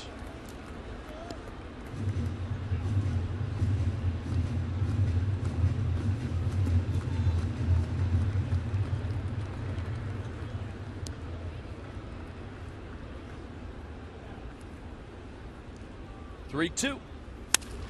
Turner hammers one left field, and that's over Cargo's head. It's going off the wall, and Jacob Turner has got a double, a one-out double.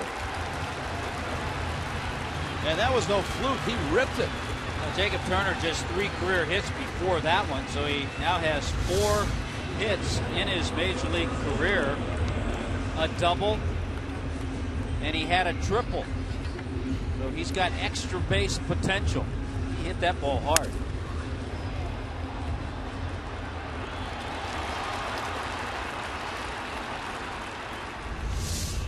Just a low fastball, and Turner dropped the barrel on it. Here's Yelich now, who was flied to center and bounced into a fielder's choice. Miami has had opportunities. The Marlins have left 5 runners on. And going back to last night, they're now 3 of their last 19 with runners in scoring position. They were 10 for 19 in the first 2 games.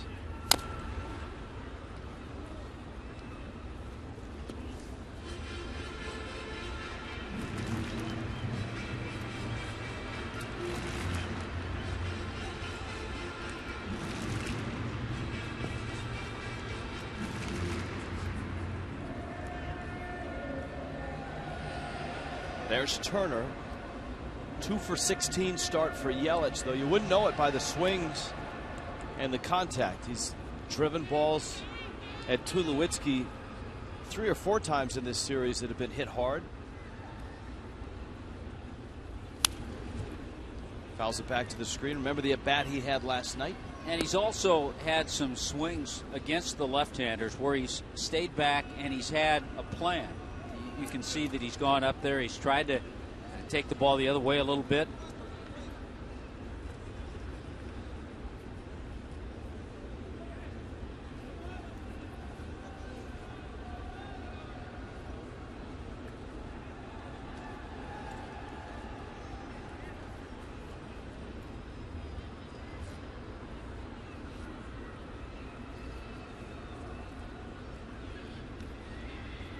To Colorado.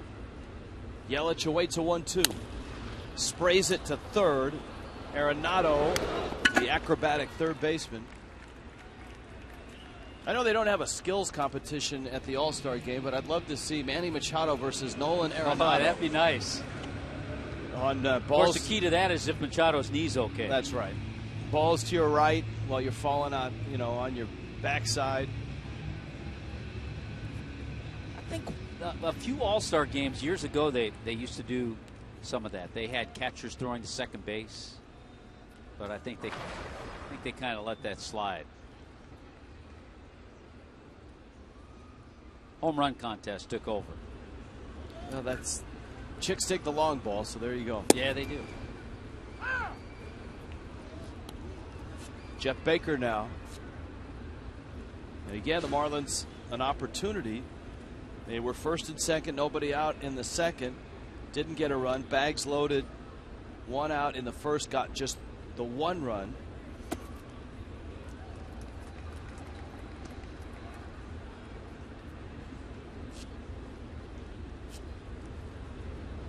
Baker punched a single to right and then flied to right. His approach, obviously, against Morales has been drive a pitch middle of the plate or outside of the plate to right field. Now that's why he's always had success against left-handers. He has that good approach. A lot of lefties that aren't overpowering. They'll turn the ball over a little bit, and the ball is always tailing away to right-handed hitters. If righties try to pull them, then they're playing right into their hand. Who's the best hitter with the worst approach you ever saw? Well, guys that swung at pitches. I mean, Manny Sanguillen used to swing at pitches that weren't strikes. Vladdy Guerrero, we talked about. Vladdy Guerrero, yeah. Both use big bats, heavy bats. Of course, you could probably go best approach, worst hitter, too, but that went foul back to the screen. Frank Menechino last night admitted that he was one of those guys who struggled to hit in the big leagues, was always working at it, picking the brains of hitters. Frank has some good stories about Mark McGwire and Jason Giambi, guys who were teammates, and the work they put in and their approach. Menechino part of those Oakland Bash brother teams.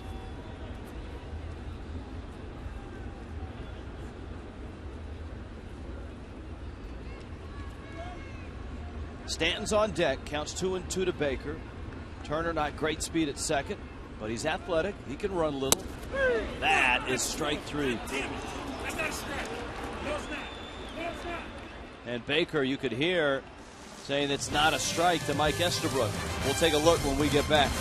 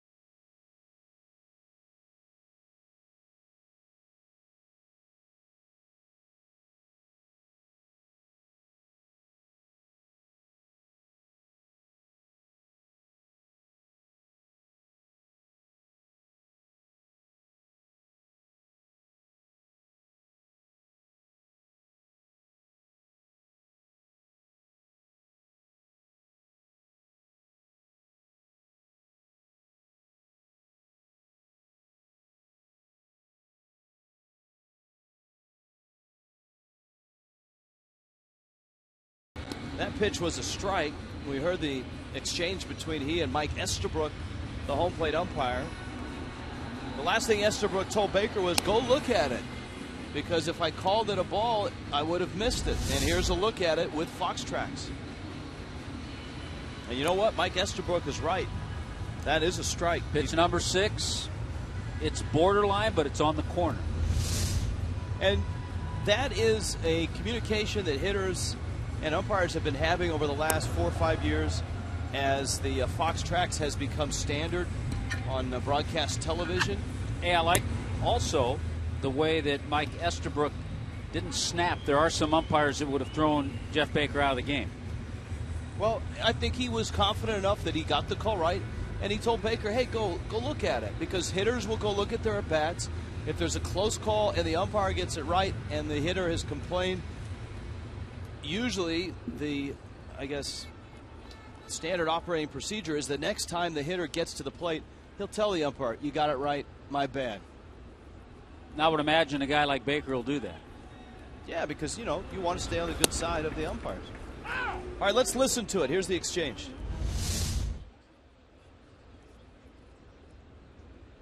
That's not a strike. No snap. No snap.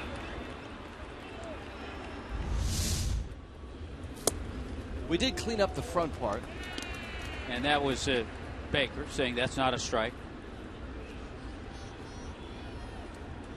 Now, Baker didn't have a chance to go back into the video room because it was the third out and he's got to go play second base. This is Carlos Gonzalez. Counts 0-2. Gonzalez is 0 for 2 in this ball game, and Turner bounces one at the plate. He's one hitter that Turner has actually handled pretty well today.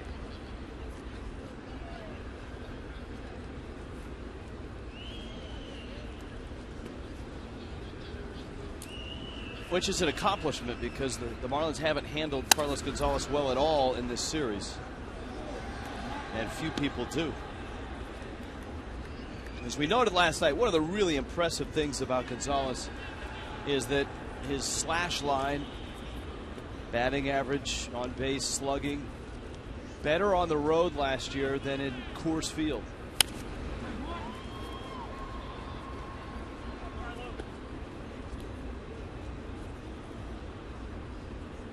You were mentioning earlier, Rich, about the start that the Rockies got off to last year and finishing poorly. They finished 74-88. They have only had one winning season. Get over there! At home in their history. Or on the road, excuse me.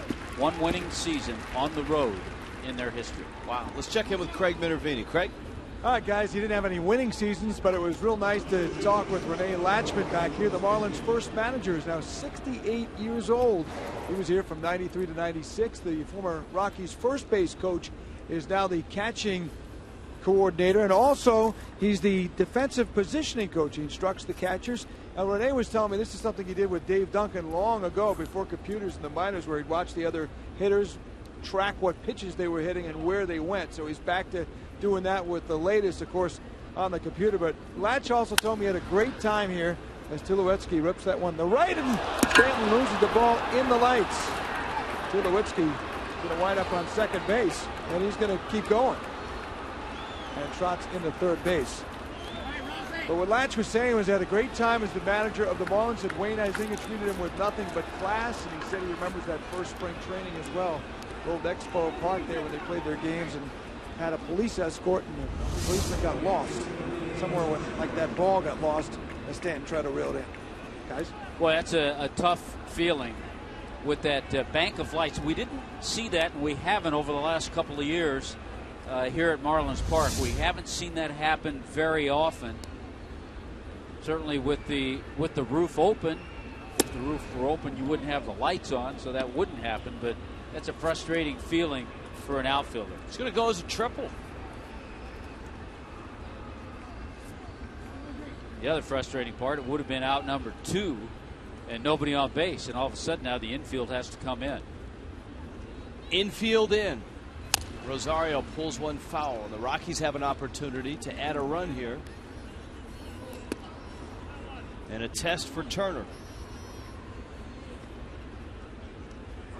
The runs in the first and third innings of Turner's doing, the 2-run homer by Kadire. A leadoff walk in the first. But here, a ball lost in the lights. Craig almost making a nice play on that. Although he did not follow Perry Hill's 6 Fs there. Instead of footwork, fields, funnel, follow, and all that. Yeah, I think he may have said the 6 Fs. Craig was flail, fall, flee, fear. Ground ball. Echeverria has it and gets the out and holds the runner. Nice play by Edge. And now Jacob Turner is an out away from getting out of this. Well, Tulowitzki not going on contact, and neatly done by Echeverria. Made that look easy, keeping Tulowitzki at third.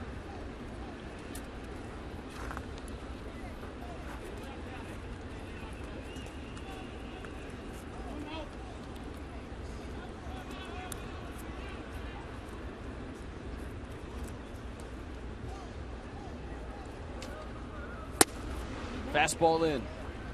Nolan Arenado, RBI single his last time up. Neither pitcher has had a conventional 1-2-3 inning.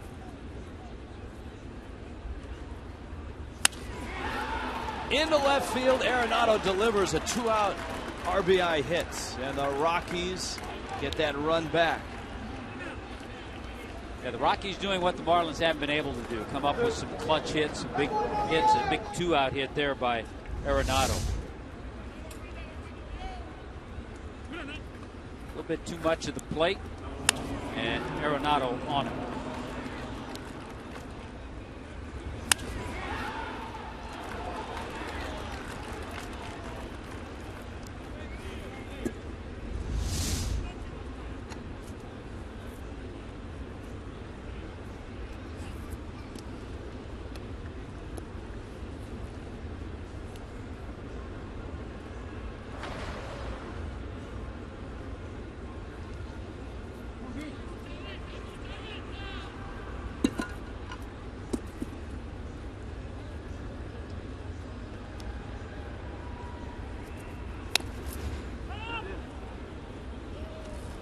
Brandon Barnes trying to bunt.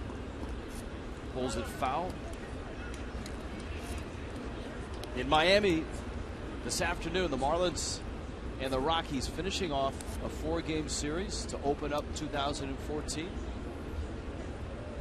Miami got the first 2 games. The Rockies, a 1-run win. They hung on. LaTroy Hawkins, what was it, 35 pitches last night? Boy, threw a lot of them. He was closing in on 40, yeah. To get the save. End of the bat. Easy, easy, says Jeff Mathis, and Turner flips it to first. Nothing has come easy, really, for Turner in this one. 5-2 Rockies.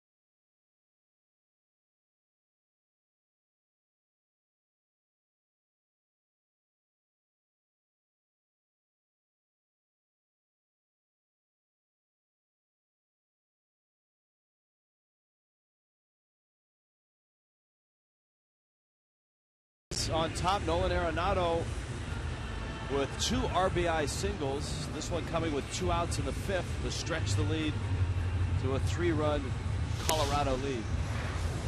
A reminder, you can tweet your best fan photo using the hashtag Marlins fan photo for a chance to have your photo shown in an upcoming broadcast brought to you by AT&T. Rich Waltz along with Tommy Hutton. Craig Minervini is with us as well. Rockies getting a solid effort so far from Franklin Morales, Giancarlo Stanton, Casey McGee, Garrett Jones.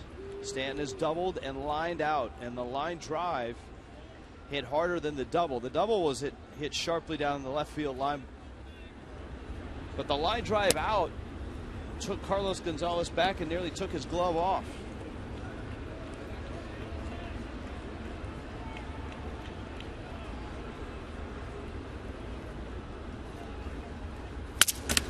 Broken bat. Oh man. The catcher, it looked like Willeen Rosario got hit either by the broken bat. Stanton checks on Rosario. You could hear it hit him. The bat snapped out of Stanton's hands. He still has the handle of the bat in his hands. Watch this. Oh, it hit the umpire, and then it hit the catcher. Boy, I got both Mike Estabrook, the umpire, and Willeen Rosario. Oh, wow. Ooh. Oh, that's scary. It actually hit Estabrook first and then got the backside of Rosario as it ricocheted off the home plate umpire. And the meat part of the bat hit the umpire, but the broken part of the bat clipped Rosario. So the first thing you think about is getting cut, and let's hope that Rosario did not get.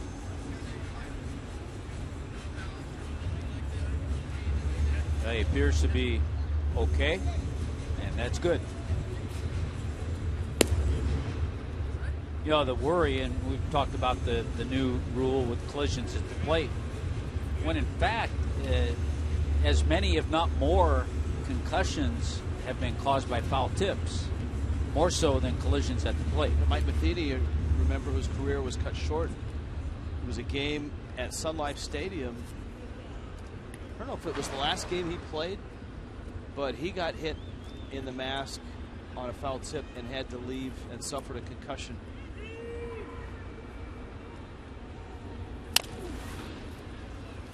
Casey McGee taps it to third. Arenado flips to first, and McGee is out.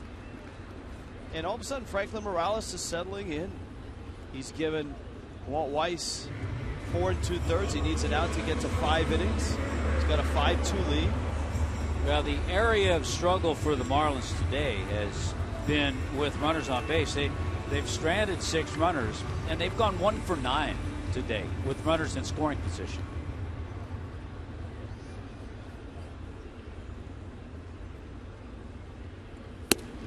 Jones takes a fastball.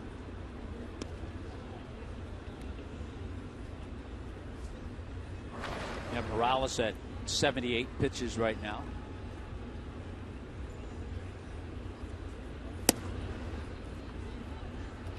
Misses inside to Jones.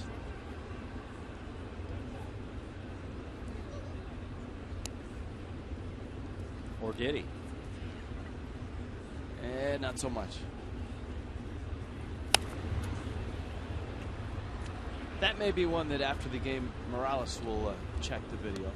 That actually had more of the plate than the pitch that he called that was a strike on Jeff Baker. Well, home plate umpires is still that you have the human element there.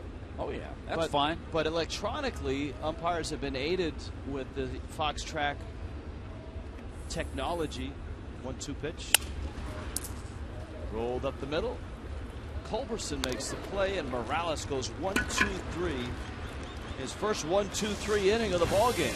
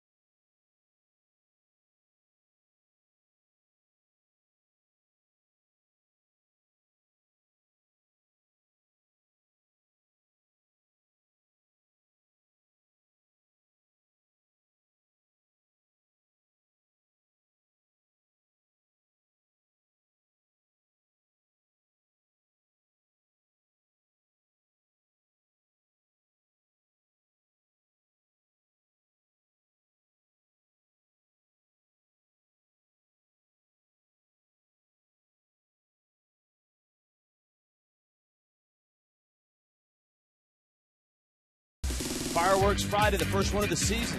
Chase Headley, Will Venable. Tomorrow night, 7:10 start. Tom Kohler gets his first start of the season. You can bring your group of 20 or more to the ballpark for happy hour at the Clevelander with tickets starting at just $20. After the game, fireworks spectacular. Marlins.com, the place to go for tickets.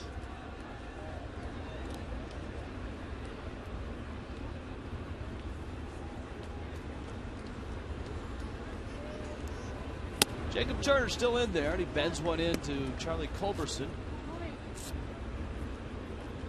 84 pitches in, 85 pitches in is Turner. And so Kohler's turn comes up tomorrow. We noted that great matchup on Saturday. Jose Fernandez, Saturday night. We've got that game, obviously, for you on Fox Sports Florida. Cashner against Jose. Echeverria backs up, makes a nice play, and just gets the speedy Charlie Culberson. Is it just me, or is it all these outfielders and guys that off the bench, Culberson, that started second base, can all run for the Rockies? Well, we know fast. Stubbs can. We've seen him a little bit more than Culberson, but absolutely. Blackman? He can run. He can run. Barnes can run. Yeah. Dickerson in center field can run. It's got to be the shoes.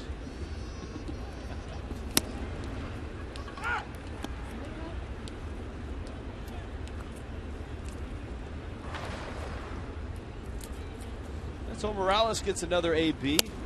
He's walked once.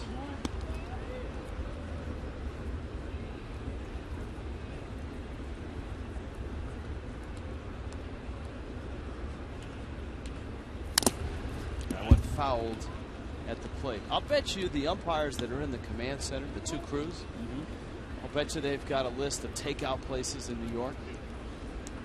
And now. No, I mean you're going to be there all day. Yeah, oh yeah. I mean those guys. Because you got today you got day games and night games. Right, and I'm sure there are some shifts. If you're low on the totem pole, if you're not the senior umpire, then you have to go pick up the stuff. No, come on. You go get the food and bring it back. They have people to do that. They have delivery guys. When we get to New York, I know Joe West knows where to go. When we get to New York, that's a place that you and I have got to go. We got to try to make a trip down there and I find out where it is. They are allowing. Do you know where it is?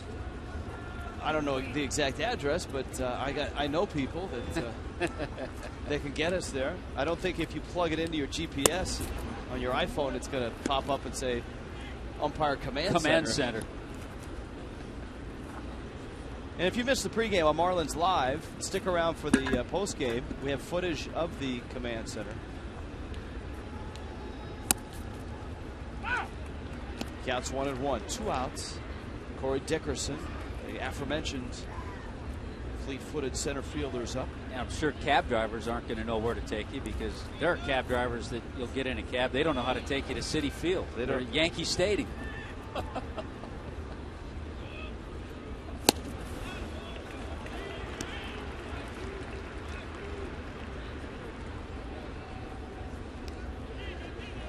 1-2. Well, more than likely, this is going to be Jacob's last inning. He'd like to have a 1-2-3 inning. We saw Morales have his first 1-2-3 inning.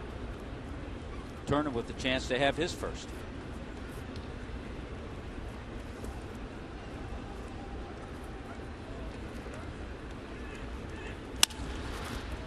On a hop, Baker has it on to first in time.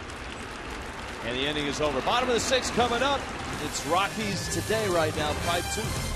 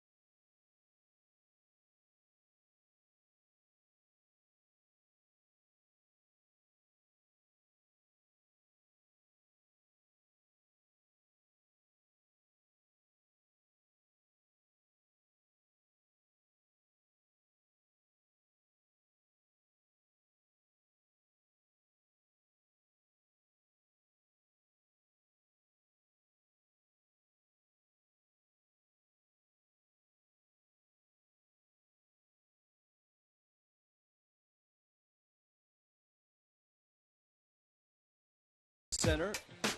And here's a look inside of it. As Tommy pointed out, $50 million Major League Baseball has spent not only on the command center, the Joe West there at the controls. We'll have more on that on Marlins Live after the ball game. And I'm sure when we get to New York, we'll get up there. It's in the meatpacking district in New York, Chelsea Market. Okay. Put that in your iPhone. Got to be a nice place for lunch in that area. Marcell Ozuna, Danny Echeverria, Jeff Mathis against Morales. Rockies bullpen is active. Morales, a 1-2-3 fifth. He's retired 5 straight since the double by Jacob Turner. Missed opportunities for Miami early in the first and in the second.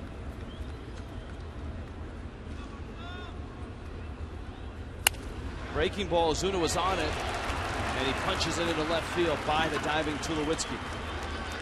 That's the tantalizing little bit about Marcell Ozuna. He can look bad during an at-bat, which he did in the first inning, chasing pitches.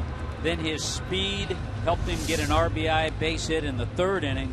Then he has a good swing there and rips a single. So all of a sudden, a 2-for-3 afternoon.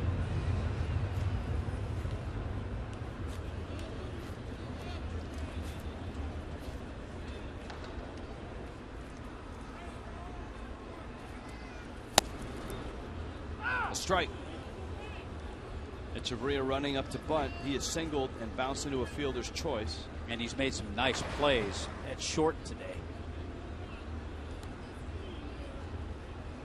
Jeff Mathis is on deck.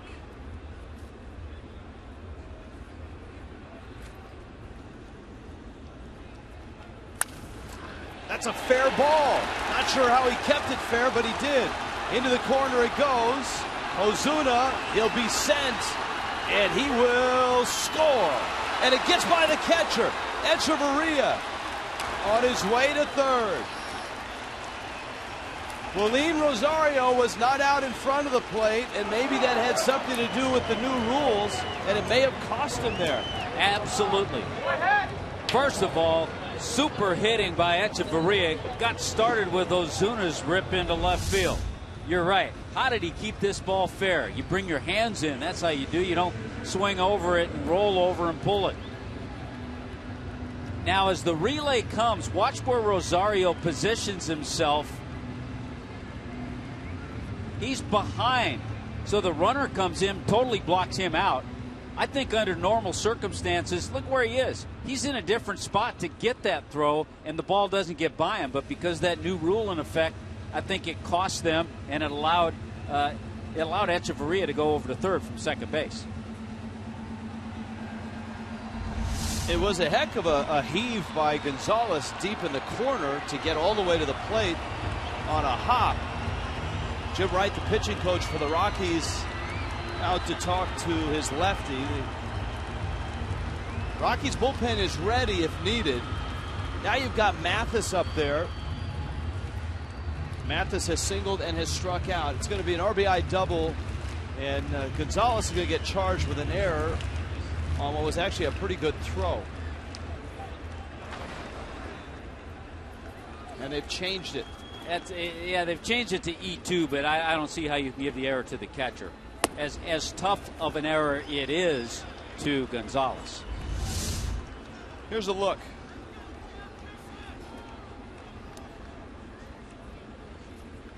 And it apparently is just a look. But we'll give you the rest of it. Tantalizing look. There's the 1-0. And it's a strike. Well, this is good to get some production this part of the lineup, too. Here it comes. Watch where Rosario's completely on the other side of home plate. Kind of gets blocked by the runner. Yeah. And then lost the ball. Yeah, he came up, Ozuna came up with a nice pop-up slide and kind of blocked Rosario out. Now the middle infield's back. Arenado, though, is even at the bag, and Mathis trying to drive in this run, fouls it back. Reed Johnson is on deck. I'm not sure that Reed Johnson's going to face Morales with the right-hander ready in the Rockies bullpen.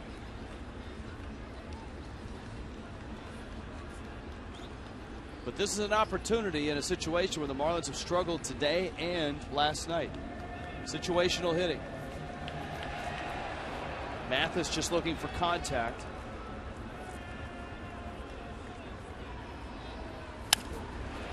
Little looper, and that's in the air. That's not going to get it done. And so we'll see now what Walt Weiss does, that Reed Johnson's coming to the plate. Echeverria still 90 feet away.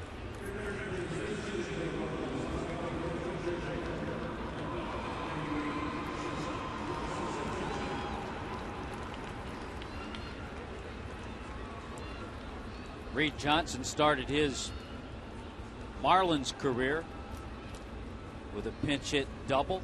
Yeah, here comes Walt Weiss. Yeah, I didn't think that Morales would face Johnson. He was just allowing his right-hander a little bit more time in the bullpen.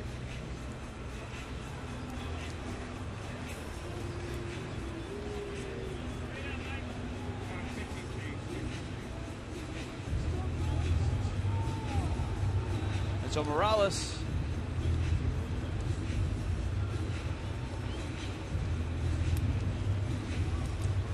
Rockies going to go to their bullpen, and it looks like Tommy Kahnle is coming in. So Kahnle comes out of the bullpen. Morales exits in a 5-3 Rocky lead.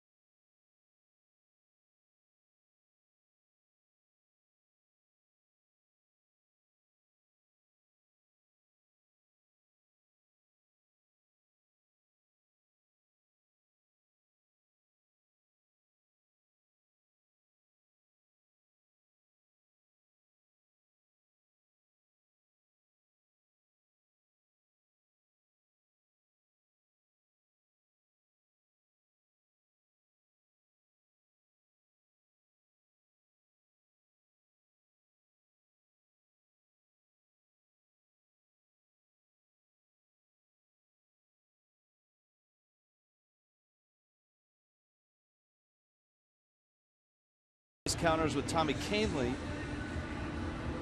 a Rule 5 draft pick, and Kahnle arrives to make his Major League debut. Kahnle in Trenton last year had a real nice year, middle relief, actually a part-time closer, 46 ball games, 15 saves, a 2.85 ERA. Double-A Trenton.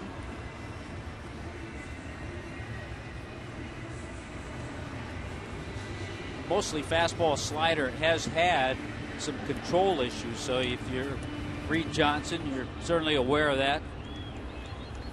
Again, this is that situation we saw in that 6th inning last night with a couple of chances with the infield back and a runner at third. Familiar spot for Kahnle down here in South Florida. He's out of Lynn University.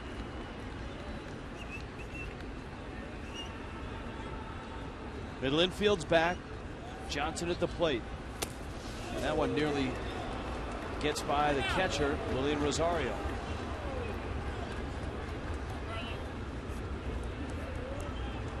Shaker High School in New York.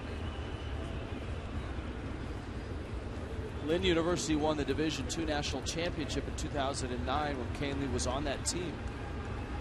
He tossed the 3rd no-hitter in school history in 2010. So he hasn't been in the minor leagues long. And Rule 5 draft pick. The Rockies trying to keep him in the big leagues and keep him on their roster. By rule, they've got to keep him on the big league roster the duration of the season. If they send him down, then the Yankees have the option to buy him back at half the price. I believe it's 50 is the initial price. It'd be for $25,000. It's amazing that figure hasn't been adjusted for. It's been the same, yeah. Inflation at all the last 10-15 years. 1-1 pitch. Echeverria at third base. Big kid throws hard. Kahnle's 230 pounds. Wide shoulders. Wide base.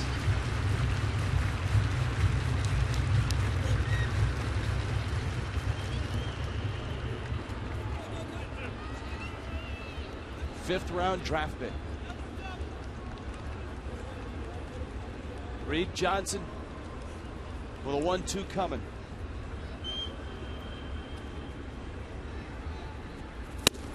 And he got him. Johnson swings and misses. Big strikeout for the Rockies. And a nice first hitter in his major league career for Tommy Kahnle. Yeah, that is a live arm, and that's a tough spot for a fastball. Can't lay off that pitch, but it's a hard one to hit, especially at the velocity that Kahnle threw that one.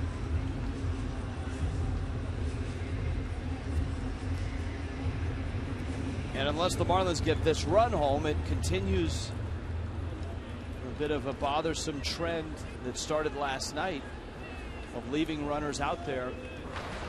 Well, more importantly, leaving that guy at third with less than 2 out. Right. That's even. When a base hit, you don't even need a base hit. Don't need a hit. Now you do. Or a wild pitch.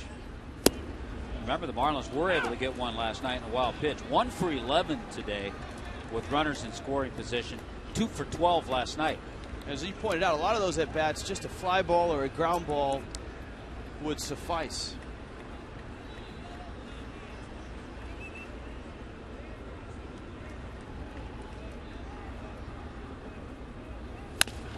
Chopper over the middle, but that's Tulowitzki's territory, and nothing gets by him. The major league debut of Tommy Kahnle goes well. He gets 2 big outs in the 6th.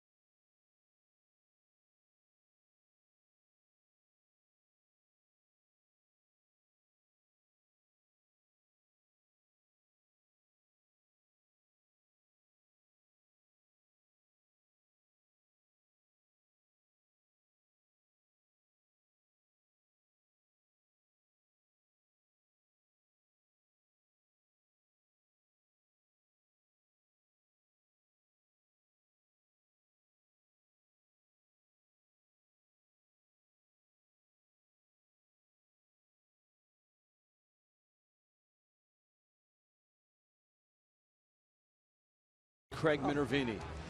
Well, thank you very much, Rich. The photo shoot continues here for the Fox Sports Florida girls, as you can see. And it's always good to see Jordana and Annalie. I'm sure it's not as exciting as yesterday.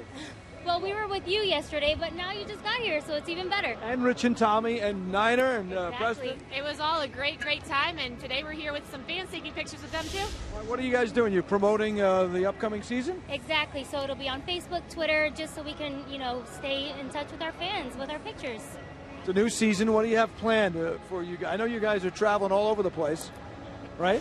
But we're so excited for the new Marlins season coming up, and we'll definitely be back for multiple visits, probably every month, and we'll be here and talk to you. And you're also, we see you on television, and they are stars now, worldwide. Lightning, who are the other teams? Magic? Yes, the Magic, the Heat, the Marlins, Panthers. Yeah, basically any team in Florida. They cover them all right. And I know we all had a lot of fun with the shoot yesterday. It lasted a little longer than some of the shoots that we do. Yeah, well, it's because we were having too much fun, right? Yes, it's a very busy 4 days, but we love every minute of it. Good to see you guys. Let's go back to Rich. I know you guys enjoyed the shoot yesterday as well, right? It's part of the job, Craig. It's got to do it. Part of the job. Yeah. Get here a little early. All right. Arduous. I used that one on Facebook, Rich. He used to own the Mariners, George Arduous. Yeah. I was going to use it. I didn't know how to spell it. Carlos Marmol is in the ball game, and Michael Kadyr's at the plate. So the Marlins go to their pen. Marmol fires in a fastball. It's 1-2. Right now, the hope is, and the bullpen's been terrific in this first homestand. The bullpen has not allowed a run in 12 innings. And that's the key right now, to try to continue that, and hopefully the offense keeps getting chances to score some runs. Because still, only a 2-run game.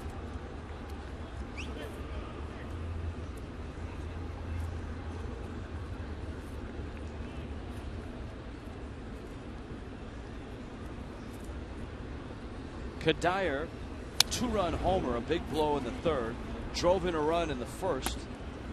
He's got 4 RBIs in this series, 6 hits, a double and a homer.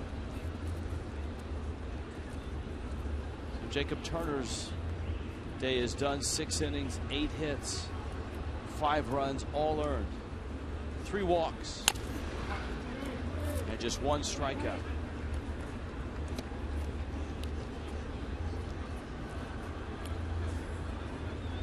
John Tuitu, ladies and gentlemen, the man that has the largest collection of college T-shirts, today sporting the Yukon Huskies.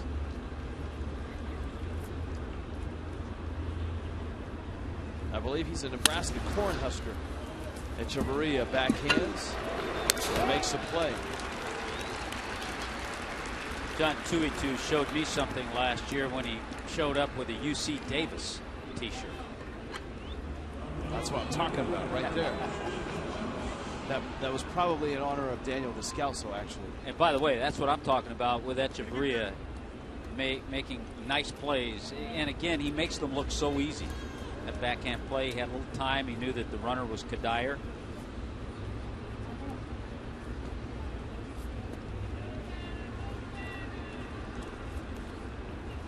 Now Gonzalez. Remember last night, Carlos Gonzalez left the ball game with dizziness. He's played in this one and is 0 for 3. Twice he's bounced to the right side and he's struck out.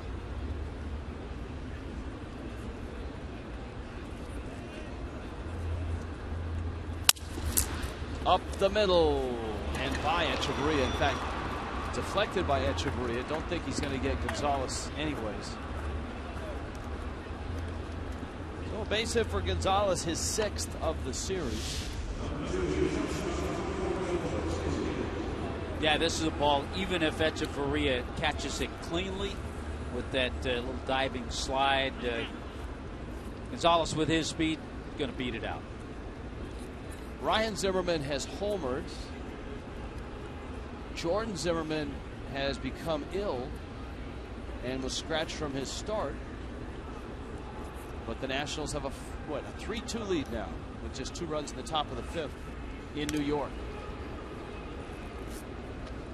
Zimmerman apparently got ill last night, tried to go in pregame warmups.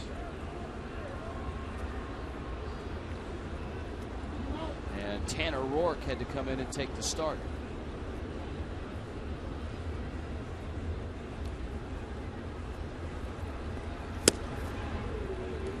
Marlins see the Nationals on Tuesday night.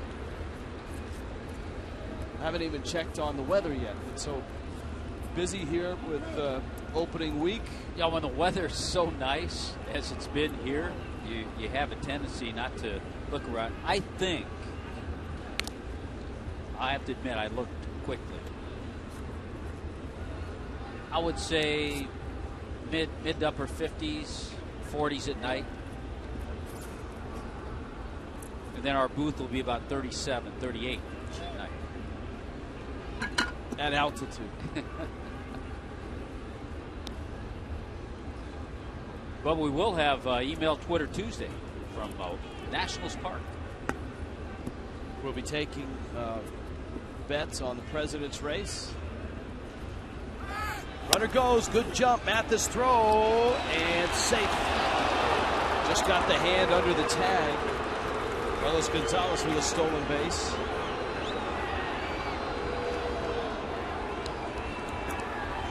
And now Mike Redmond is going to stroll out on his way out. He's doing two things. Number one, he was out of the dugout within 10 seconds. And he's allowing his replay group to look at the video now. Because Red has not used his challenge. Well, it's the 7th inning, so Redmond going to go out. And Hunter Wendelstedt is there. There's the thumbs up. So the thumbs up means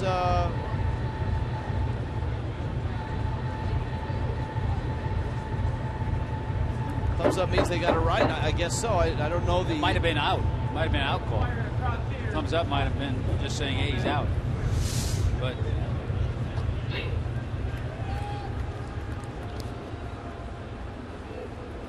he's safe. I think thumbs up. I think thumbs up meant he got the call right. He got the call right. Each team is at this point developing their own set of signs. From bench coach to it's a process. manager. It's a process for a lot of people. If you think about, especially here we are, just the first week of the season. For the managers, for their bench coaches, for whoever's involved. Pat Shine in the video room. Guys, from what I've heard, it's cap off is going to be the signal where the Marlins will challenge. So cap was on. But you have to have the indicator, Tommy. That the indicator was the thumb. That's right. Swing and a miss by Tulowitzki. It's a work in progress. Major League Baseball has admitted that. They've taken a huge step in the not only financial jump, the $50 million as you noted, but affecting the sport in such a way now that replay is so big. I think one of the tweaks they'll probably do, or at least look at as things go along, is the stroll by the manager.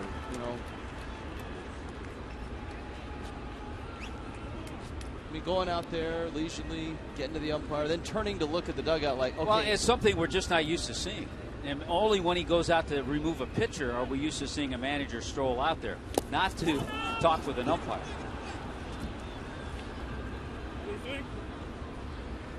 That one gets to the screen. No swing at the plate by Willian Rosario. But the Rockies now are a runner 90 feet away, Carlos Gonzalez.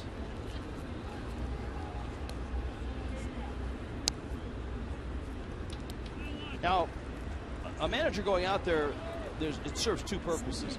One is to go out there and ask his player, his fielder, did you get him? And the other is to inform that umpire that he wants to challenge or doesn't want to challenge. Carlos Marmol still possesses good stuff. He's had a good fastball and good slider. Boy, he's called his sliders. It's a big slider because it's not one of those tiny, sharp breakers that has an appearance of a cutter.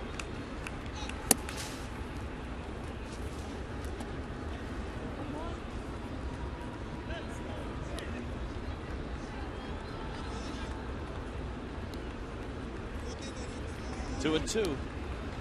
And he can't be an easy guy to catch. I mean, for a guy like Mathis with a runner at third base, when that huge slider comes down. Did he go? No swing. Check swings, not reviewable plays. We had him fooled, but he didn't swing. He had him out on that front foot, but he was able to hold it back.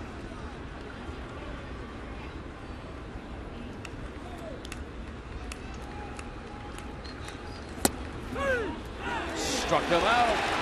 Rosario goes down. Marmol ends the inning. 7th inning stretch in Miami. Rockies up a couple.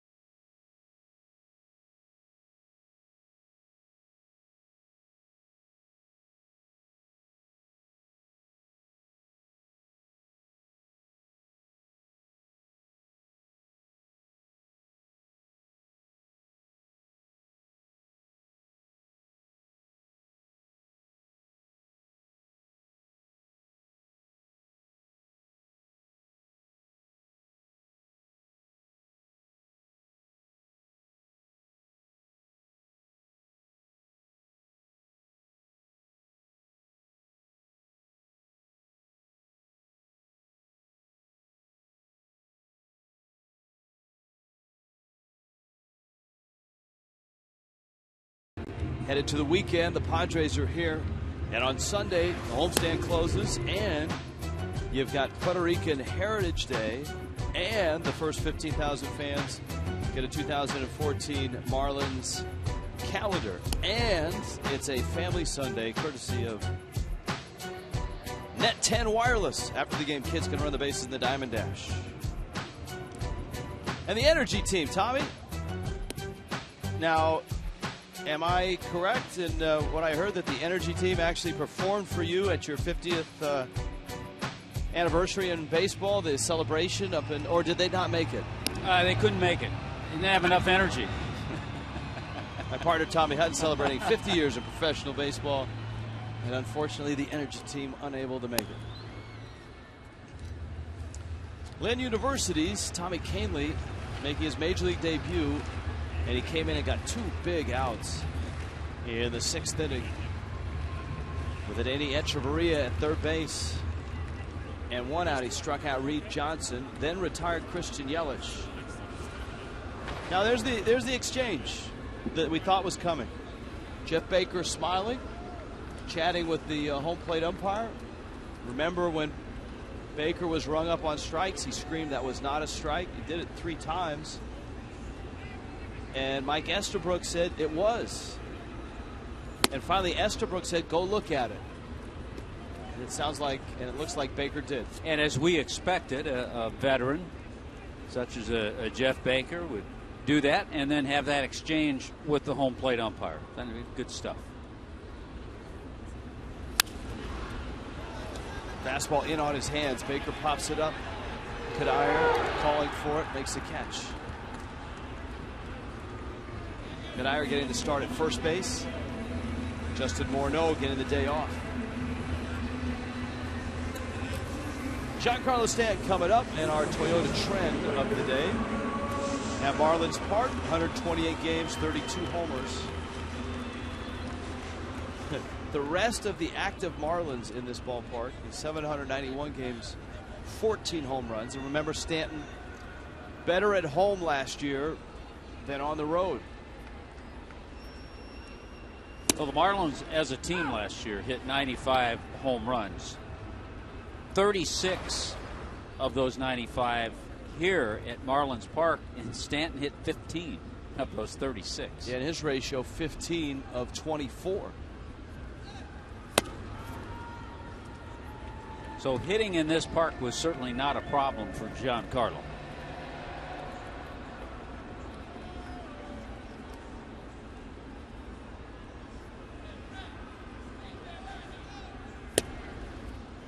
It's a strike. It's 1-2.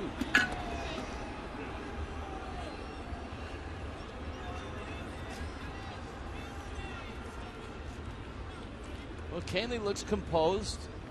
Closer coming up in the Yankees organization. Was at Double-A Trenton last year. Tried to overthrow that slider a little bit.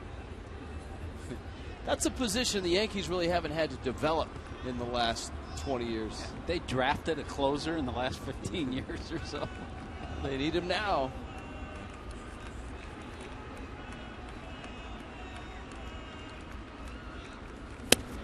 In. And 3-2. When you see a guy that has this kind of stuff, you know, and when he's left out there to be drafted in the Rule 5, you know that control has always been a problem.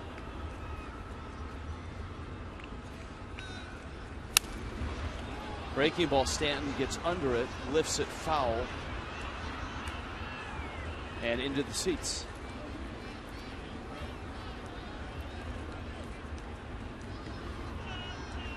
Stanton has lined out twice and doubled. McGee, Jones waiting to get their swings as well. 5-3 Rockies. Miami has put themselves in position to score more runs than this. And it isn't just a hit they're missing. It's a simple ground ball, a sac fly, any type of meaningful contact in a couple of occasions would have meant a couple of runs. Here's the 3-2. It's way outside. Stanton walks. And when you talk about a couple of runs, that's how many runs the Marlins trail in this one. 2. Casey McGee's walked twice and bounced out. We hope you're with us tomorrow night. The Padres and the Marlins open up their series. Eric Stoltz, who was 11-13 with an ERA of under 4 last year, and Tom Kohler, Jim Wright, pitching coach for the Rockies. And while Wright came to the mound, Jared Saltalamacchia came trotting in from the bullpen. They have to get down to the Jeff Mathis spot in the order, depending on who's still out there pitching for the Rockies. We may see Saltalamacchia. Right now, the bullpen quiet for Colorado.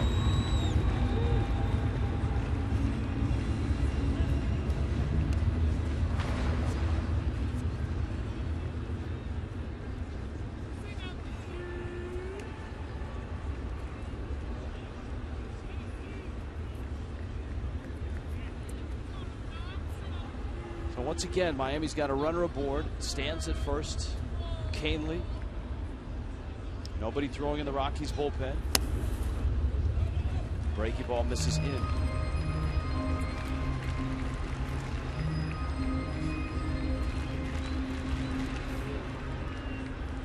Franklin Morales 5 1/3. Jacob Turner 6 innings. Marmol and Canley now in control.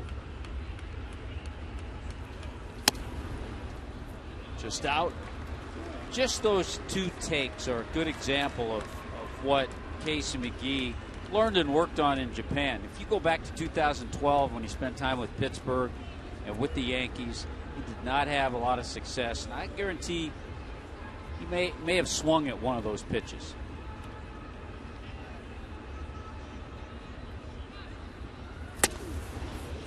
Look at the run on that pitch from Canley. 2-0, he was ready for a fastball. He got it, but I don't think he expected it to run that much. Really cut away from him. Started out middle of the plate.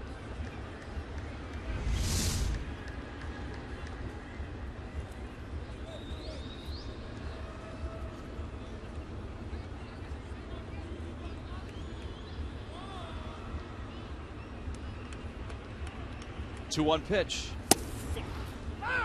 Outside corner.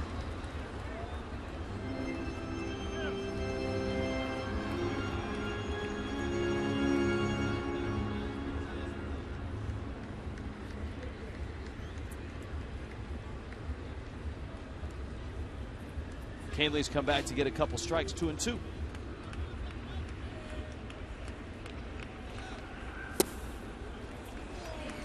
That count goes full. Garrett Jones on deck. Action starting in Colorado's bullpen.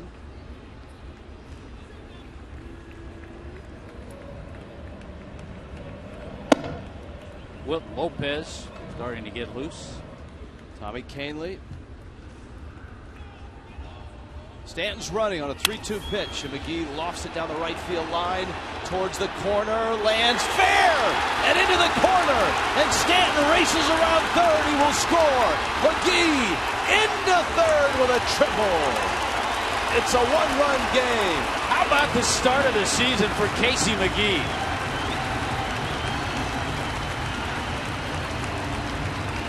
McGee, who had the big night on opening night, chases home Stanton. Remember the one he hit last night that was just foul? Stanton on the move. I like this.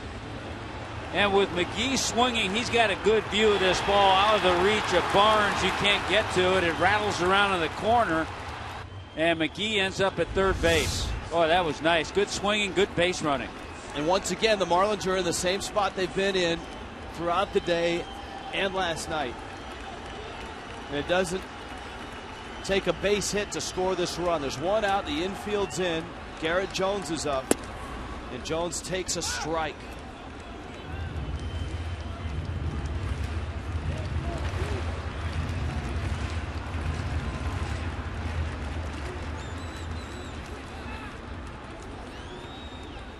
Infield in. McGee's at third. Check swing foul, and just like that, Jones is in a hole, 0-2. Now this scenario a little different because the infield's in. The Marlins have had a couple of these situations with the infield back.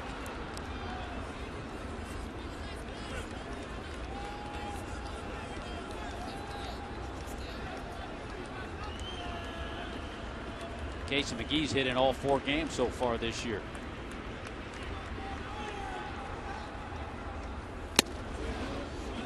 Oof. That was either a really good pitch or a really good take, and I'm not sure which. Here's Fox Tracks. Boy, there's that moving fastball again. See it move back. And that was a really good pitch. That was a strike. Well, you don't want to take a called third strike with a runner at third and less than 2 out. And Jones is fortunate he didn't get rung up. Used to get yelled at by minor league managers if you took a pitch, a called third strike with a runner at third, less than 2 out.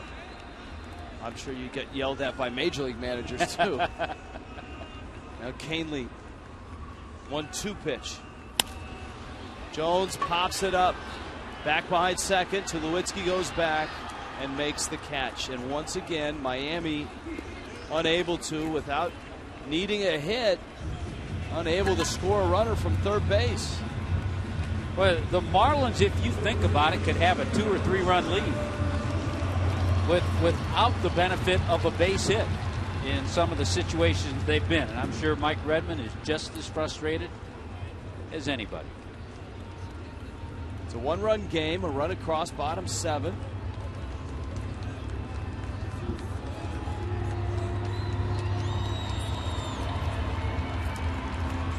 Marcell Ozuna, who's 2 for 3 and has 7 hits in the series, is up. So both McGee and Ozuna have hit in all 4 games this year.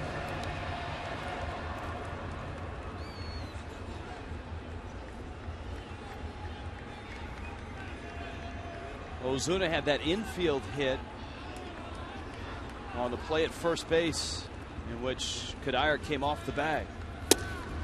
Kahnle misses outside. And he punched one into left field as well. He's one of those hitters that you pointed it out. He can look so bad on one swing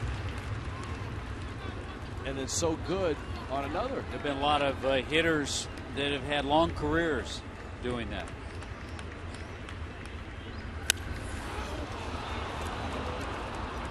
Up again, and Tulowitzki camps under it and makes the catch. Miami gets a run back, but once again, they leave a runner standing at third.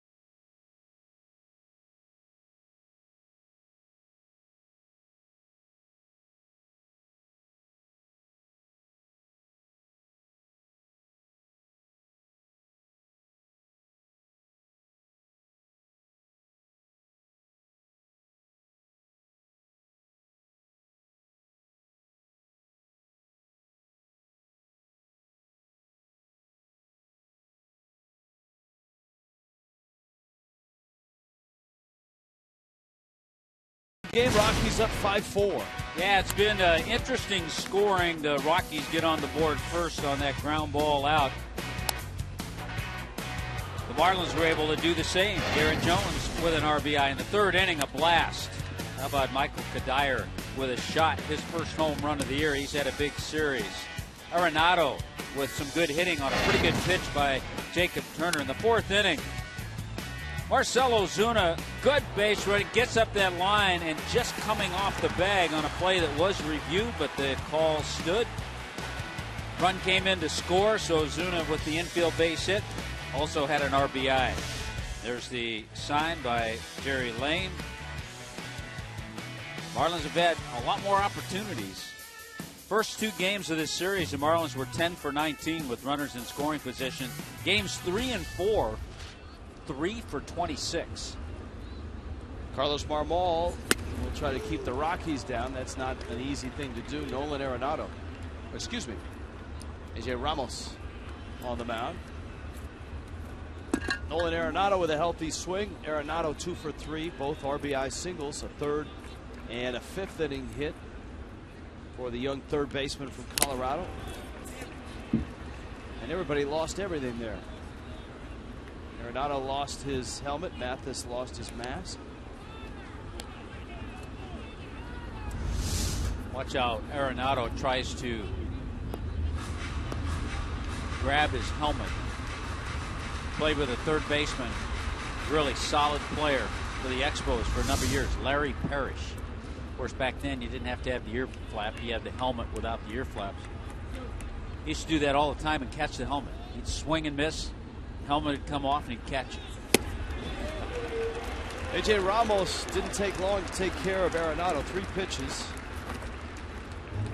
Marmol pitched the 7th and struck out 2. Ramos strikes out Arenado. Brandon Barnes and Charlie Culberson also due up for the Rockies here in the top of the 8th inning. Ramos terrific out of Texas Tech. Really nice year last year. Every year he seems to take another step forward, move up the ladder, the pecking order of the bullpen. Finds himself here in the 8th inning. Yeah, I think right now Mike Redmond has a few guys that he feels comfortable just with the way they've pitched using in the 8th inning, especially 7th and 8th innings, leading up and setting up Steve Cishek. To right, Stanton is in. And he's there and he makes the catch. One of the key plays in this ball game was the ball that Stanton lost in the lights off the bat of Troy Tulowitzki in the 5th inning. It went for a triple. It got by Stanton, and Tulowitzki would score on Nolan Arenado's single. It wasn't a particularly hard hit ball, but just in the right spot as Stanton came in and lost it. Here is Culberson.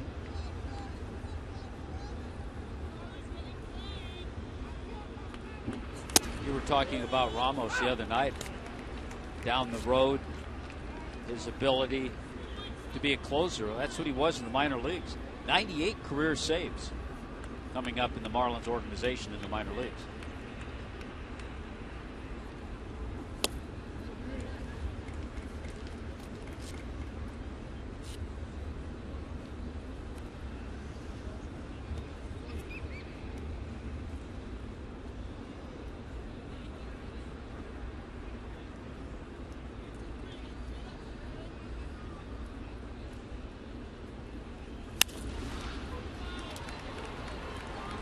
Shallow right field. Stanton calls. Stanton catches. Ramos makes quick work of the Rockies in the 8th.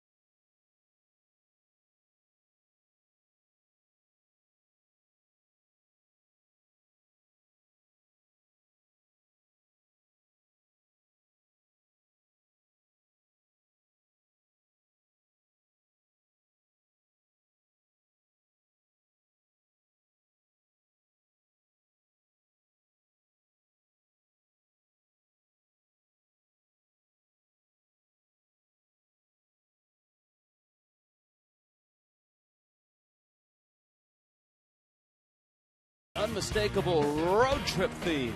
And on the road the Marlins go. Nationals Park, Strasburg, Worth, Gio, the Zimmermans, Abe.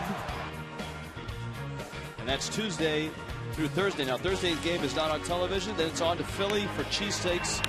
Brian Howard, John Mabry, Dominic Brown. That's Friday through Sunday. Who will steal the Fanatics' keys now that Miguel Olivo is not on the road with the Marlins? Defensive replacement, DJ LeMahieu into the ballgame. Drew Stubbs into the ballgame.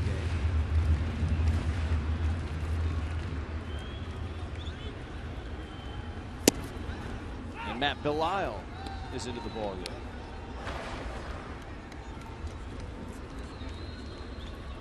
We're going to guess, by the way, on that Fanatics keys being stolen. I might throw out Jose Fernandez. Danny Echeverria bangs one into right field, and his nice start to the season continues. Echeverria with 3 hits in this ball game, 7 hits in the first 4 games. It's his second 3-hit game already this season. He had a 3-hit game opening night. And that's the kind of swings you like to see a lot from Echeverria. And I think for Echeverria, a guy like Frank Menechino has made a nice impact, at least early on.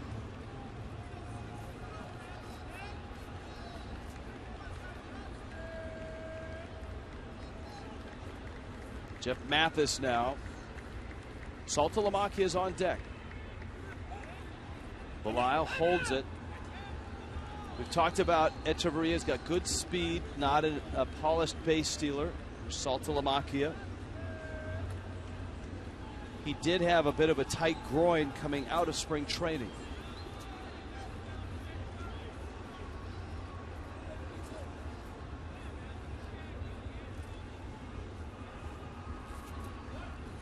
Mathis bunting, pushes it right side.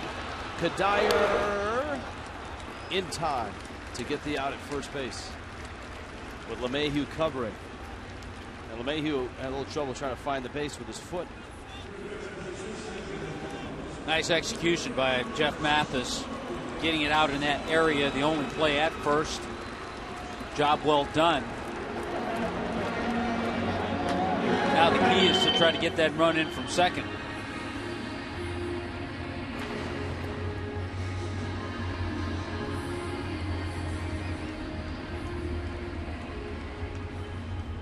Saltalamacchia now with one out.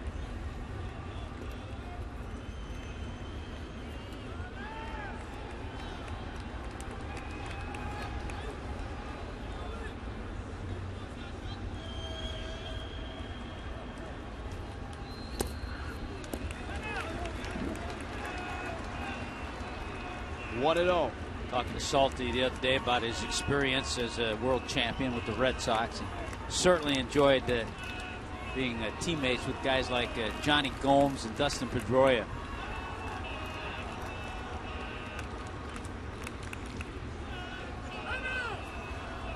Time called. Saltalamacchia steps out. Well, one of his teammates from last year started the ball game for the Rockies, Franklin Morales.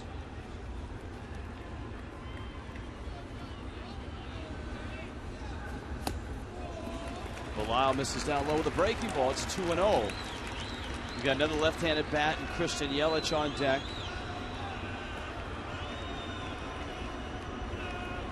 Marlins certainly in a game started by a lefty have a lot of options in terms of left-handed pinch hitters.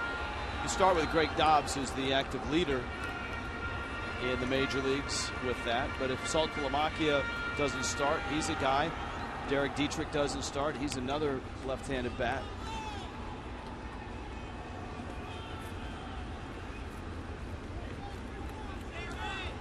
One-run game, bottom 8.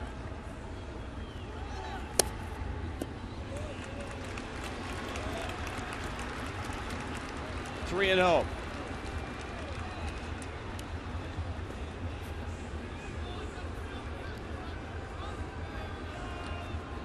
Walt Weiss trying to get a split before they head home. The Rockies do to face Arizona. That's a strike, and it's 3-1. Miami on the other hand, home opener tomorrow. Miami on the other hand, with an opportunity to get to 3-1. You saw that last pitch was out. No argument from Saltalamacchia.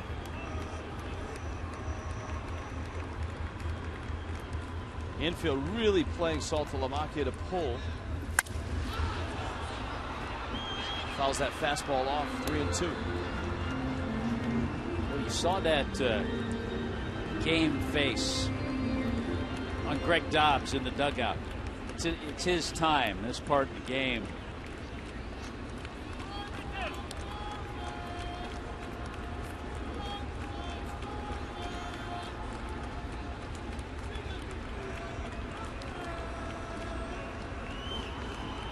Three-two coming. Got him. Looked like he took something off the fastball at 88 miles an hour. Yeah, might have tried to cut it a little bit. Wasn't a changeup, but it wasn't his 90-plus fastball. So it's up to Yelich to get anything out of this inning here. Boy, it's in a perfect spot, too, right on the outside corner. And it's not just not getting a hit with runners in scoring position, and we've certainly touched upon this ad nauseum for the Marlins. It's having good at bats. It's putting the ball in play, advancing runners or knocking runners in from third base. Yeah, today 1 for 1 for 15. The Marlins are with runners in scoring position.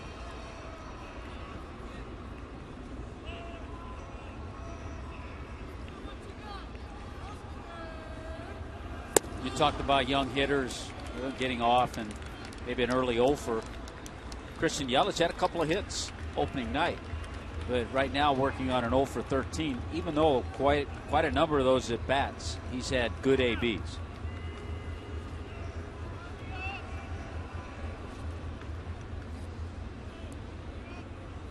Counts 1-0.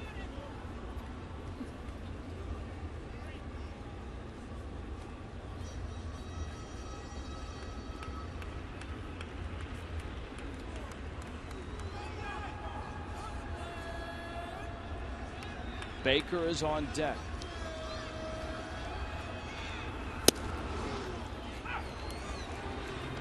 Belisle gets a strike.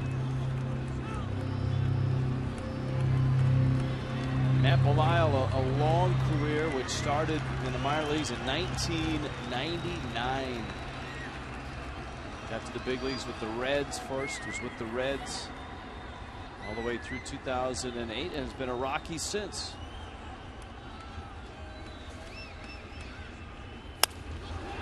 Soft pop, left field. It falls for a base hit, and this game is tied. Echeverria scores, and Miami finally gets the hit they've been looking for the last 2 ball games. And Yelich thinking about a few of those line drives, maybe the one to short, maybe the one he hit to third that were outs. He got that one just out of the reach of Tulowitzki. Another pretty good pitch by Belisle off the end of the bat, and he just drops it in the right spot.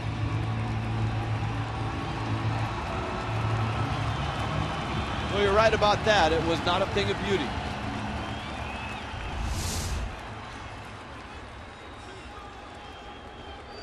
Now Baker.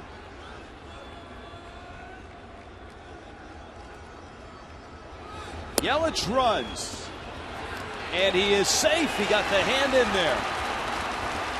He didn't have a great lead, but he got a good jump, and he runs better than people realize. Sometimes that's a little decoy with a lead such as that. But Christian Yelich certainly capable as he progresses in his career to be able to steal 20 bases in a year. He can do that.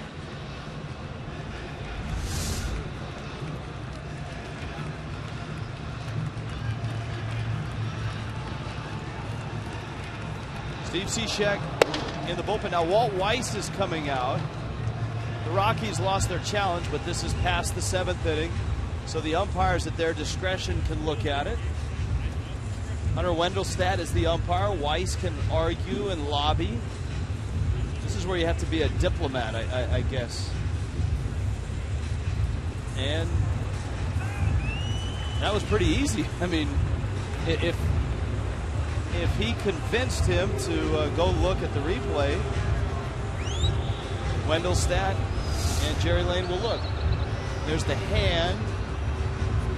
It's like it's in. That's pretty clear. The hand is in.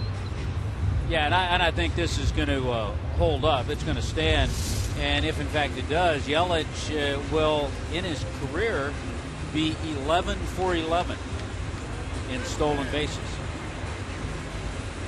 It'd be interesting to know what Walt Weiss said to the umpire to get him to agree to a review so quickly. He may have said something like, you know what, his foot was there, and he got the foot before he got the bag, which he did, but he also, the hand slides right off the foot. This is a great look right here. Right off the foot on the bag. And by the time he gets tagged on the back of the shoulder, the hand is on the bag. So you would think this isn't going to take long.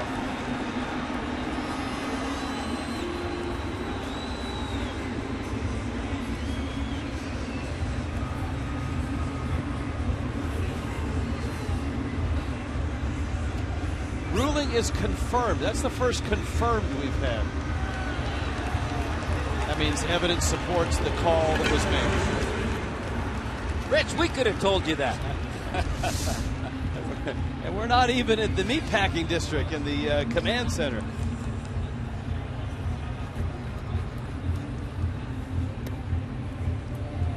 And you're right, the hand did glance off the foot, but eventually got to the bag.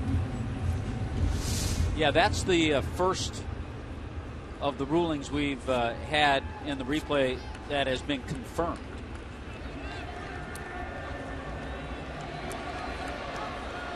Just like your dinner reservations. Confirmed.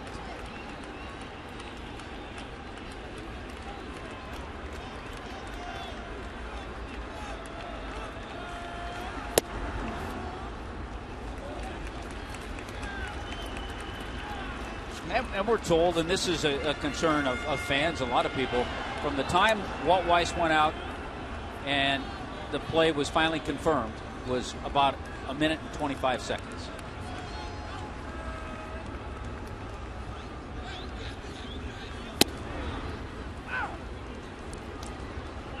Well, I think your point is a good one, in that if you have to have some compelling argument as to why they missed the call, not just you flat blew it.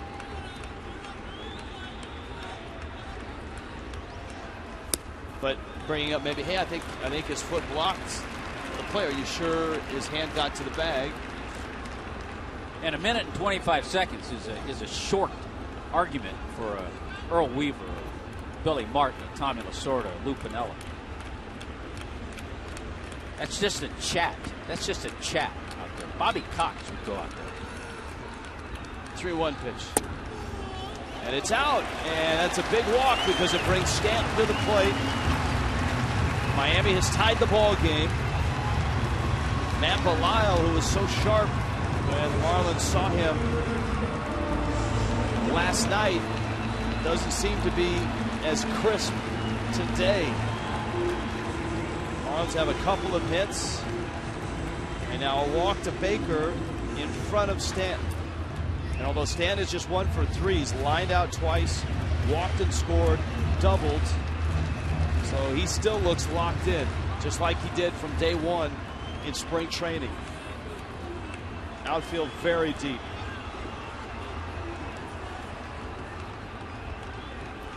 Yelich has good speed at second. Baker not being held at first. Belisle gets a strike.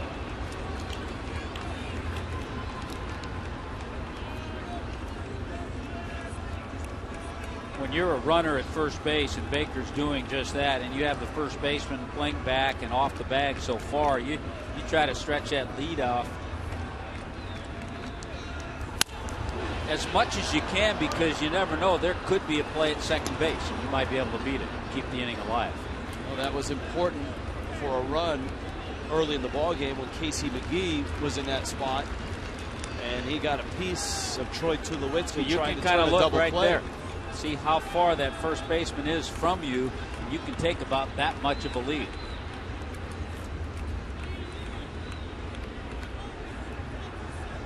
Now Belisle's out in front 0-2 to Giancarlo Stanton. They're trying to crowd him. And they left it in the middle of the plate. He hammers it to center. Here comes Yelich. Here comes a throw. He's in there. Stanton racing to second. And he's in there. Boy, Belisle, you can see Rosario set up. He wanted it in. Belisle left it out. And Stanton absolutely turned it around. Gee, stay locked in. There's that pitch, middle of the plate. Teammates call him G. That's easier than Giancarlo. Hammered up the middle with the outfield playing as deep as it was. Yelich's speed, he comes in easily. And to top it all off, Stanton moves on to second base. And nobody throwing right now in the Rockies bullpen.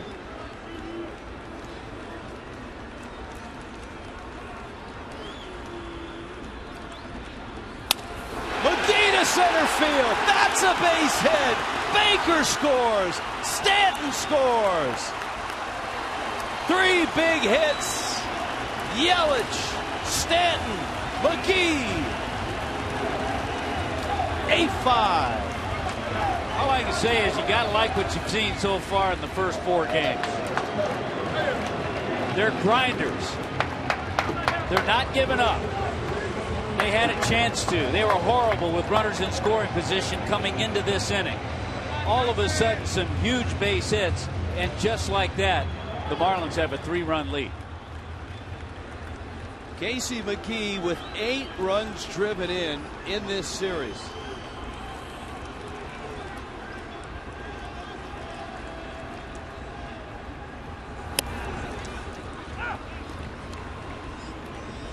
When Jared Saltalamacchia struck out pinch hitting with a runner in scoring position, that made the Marlins 1 for 15 with runners in scoring position. They're 3 for 3 since. Made up for it. Yes, they have. Jones foul. This is such a different team than last year for a lot of reasons. There's new faces in different places, that's for sure. But Giancarlo Stanton is happy. He's engaged. He's having fun. He's hot. And that changes the dynamics of the lineup. McGee's had a terrific start. Ozuna's had some big hits. Echeverria. How about the bullpen's gone 14 innings in this series without allowing a run?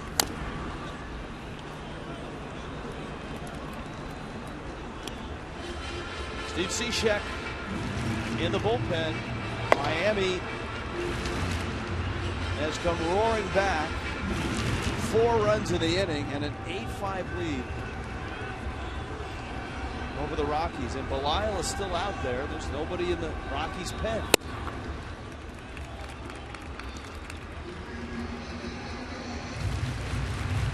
Morales went 5 1/3. Canely an inning and 2/3.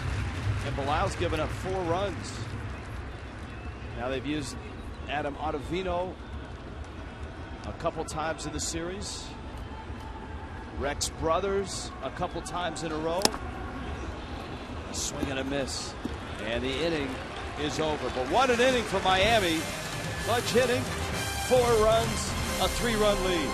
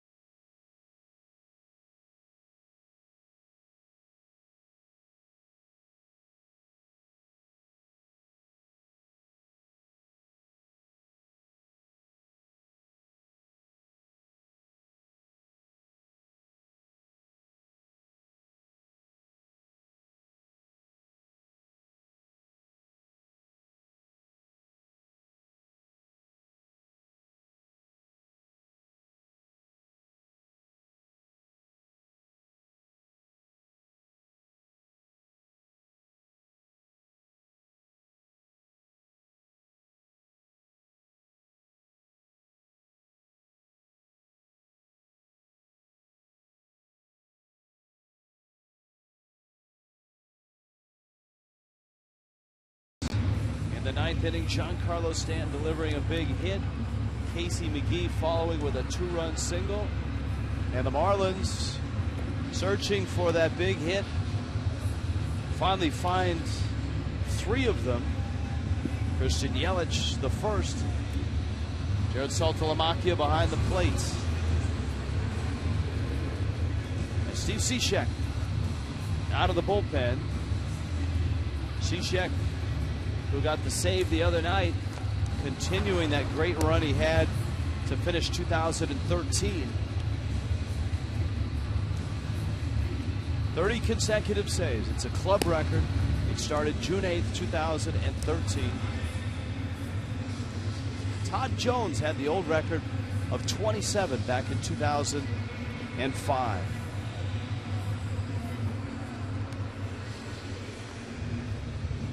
Armando Benitez, Joe Borowski, Todd Jones over the years.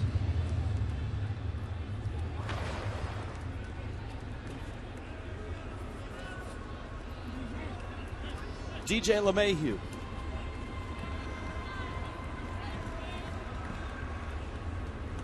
Remember, the Rockies made a flurry of moves defensively. LeMahieu ended up in the 9 spot. Drew Stubbs is in the leadoff spot, but Charlie Blackmon is on deck to hit for Stubbs.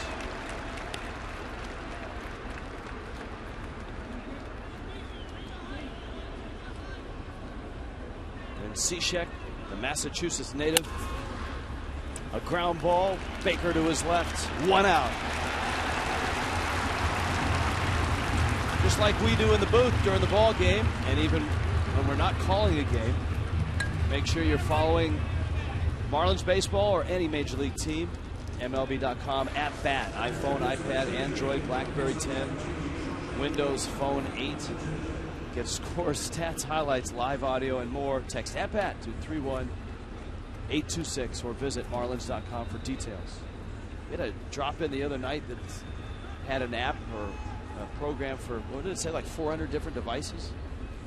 That's too much for me to handle. You know, I know we used to do games without the MLB at bat app, but I don't know how I could do it now. Tremendous. Blackman's first at bat of this ball game. Cishek frisbees one in there for a strike. Cishek's frisbee is different than a lot of sidearm slinger frisbees. He's got a little more giddy up on it. He's got more on his fastball. 90 mile an hour there.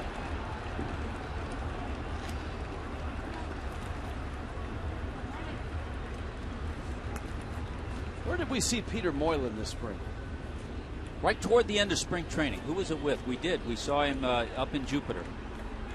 Tigers? Boy, that's a good one, because I remember both of us commenting.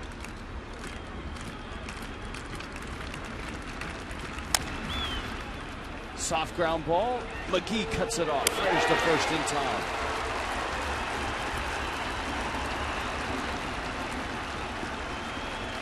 Good job staying with it by Casey McGee. Had to kind of get his feet in the right direction to play that nice hop. And so now here is Kadire, and Cishek looking for his 31st consecutive save.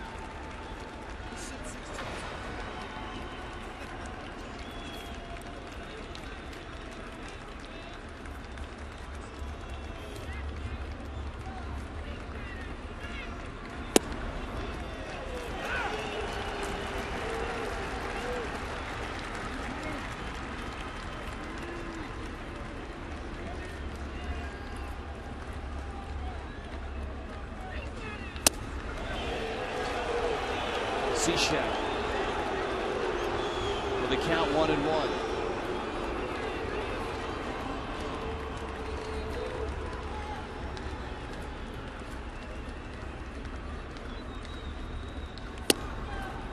And he misses up to Kadire. We saw Peter Moylan with the Astros, and he was released in late March. Cishek working on Kadire. 2-run homer. RBI ground ball for Kadire, and he bangs one into left field. The Rockies aren't done yet. And Michael Kadire looks like a batting champ in mid-season form in this series. He has had sweet swings. 7 hits, 4 RBIs, a homer, a double. Just the solid hitter that he's been throughout his career. You know, he hit, as you've pointed out a couple of times with that batting title, he hit .331. His highest batting average prior to hitting .331 last year was .284. He came into that year a .277 lifetime hitter.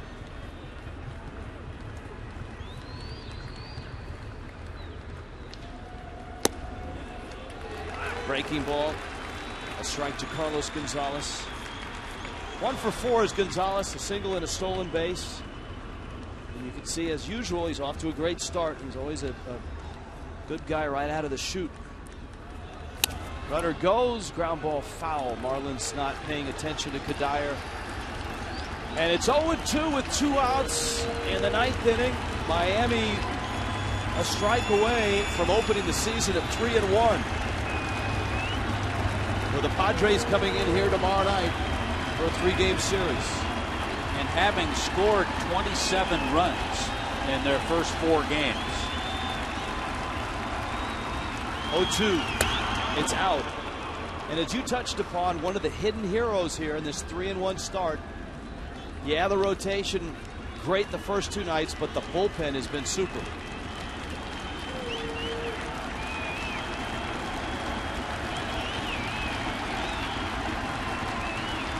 Cishek 1-2, and it's fouled back to the screen. Marmol, Ramos, and Cishek tonight. Last night you go back to Slowey, who helped that bullpen by giving Mike Redmond 4 innings. And we talked about it last night. The measure of a guy like Slowey, you can't really quantify it on the day he pitches. It's the day after he pitches. The arms that he saves. 1-2. It's in. And Kadire down to second base on indifference. Yeah, you're right. So many times that goes without notice. What one guy can do for the rest of the bullpen.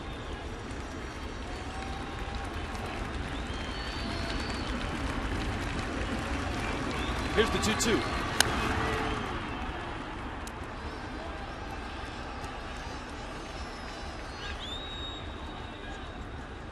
Well, if you're Cishek, one of the things you'd like to accomplish here, other than obviously finish this thing and get the high fives, you don't want Troy Tulowitzki coming to the plate as the tying run this inning. He's on deck. Marlins have seen enough of him in his career. Got him! Fastball! Ball game! And Miami comes out of the gates in 2014. A 3-1 start. They do it today with big hits late. Terrific bullpen as well. A 8-5 win over the Colorado Rockies. Giancarlo Stanton is red hot. Marlins Live is coming up. It's brought to you by Checkers. We're headed to the command center. Tom Kohler gets ready, and certainly the highlights here. We'll hear Jeff Conine talk about Giancarlo Stanton and his hot start. We will wrap this one shortly. 8-5. Marlins beat the Rockies.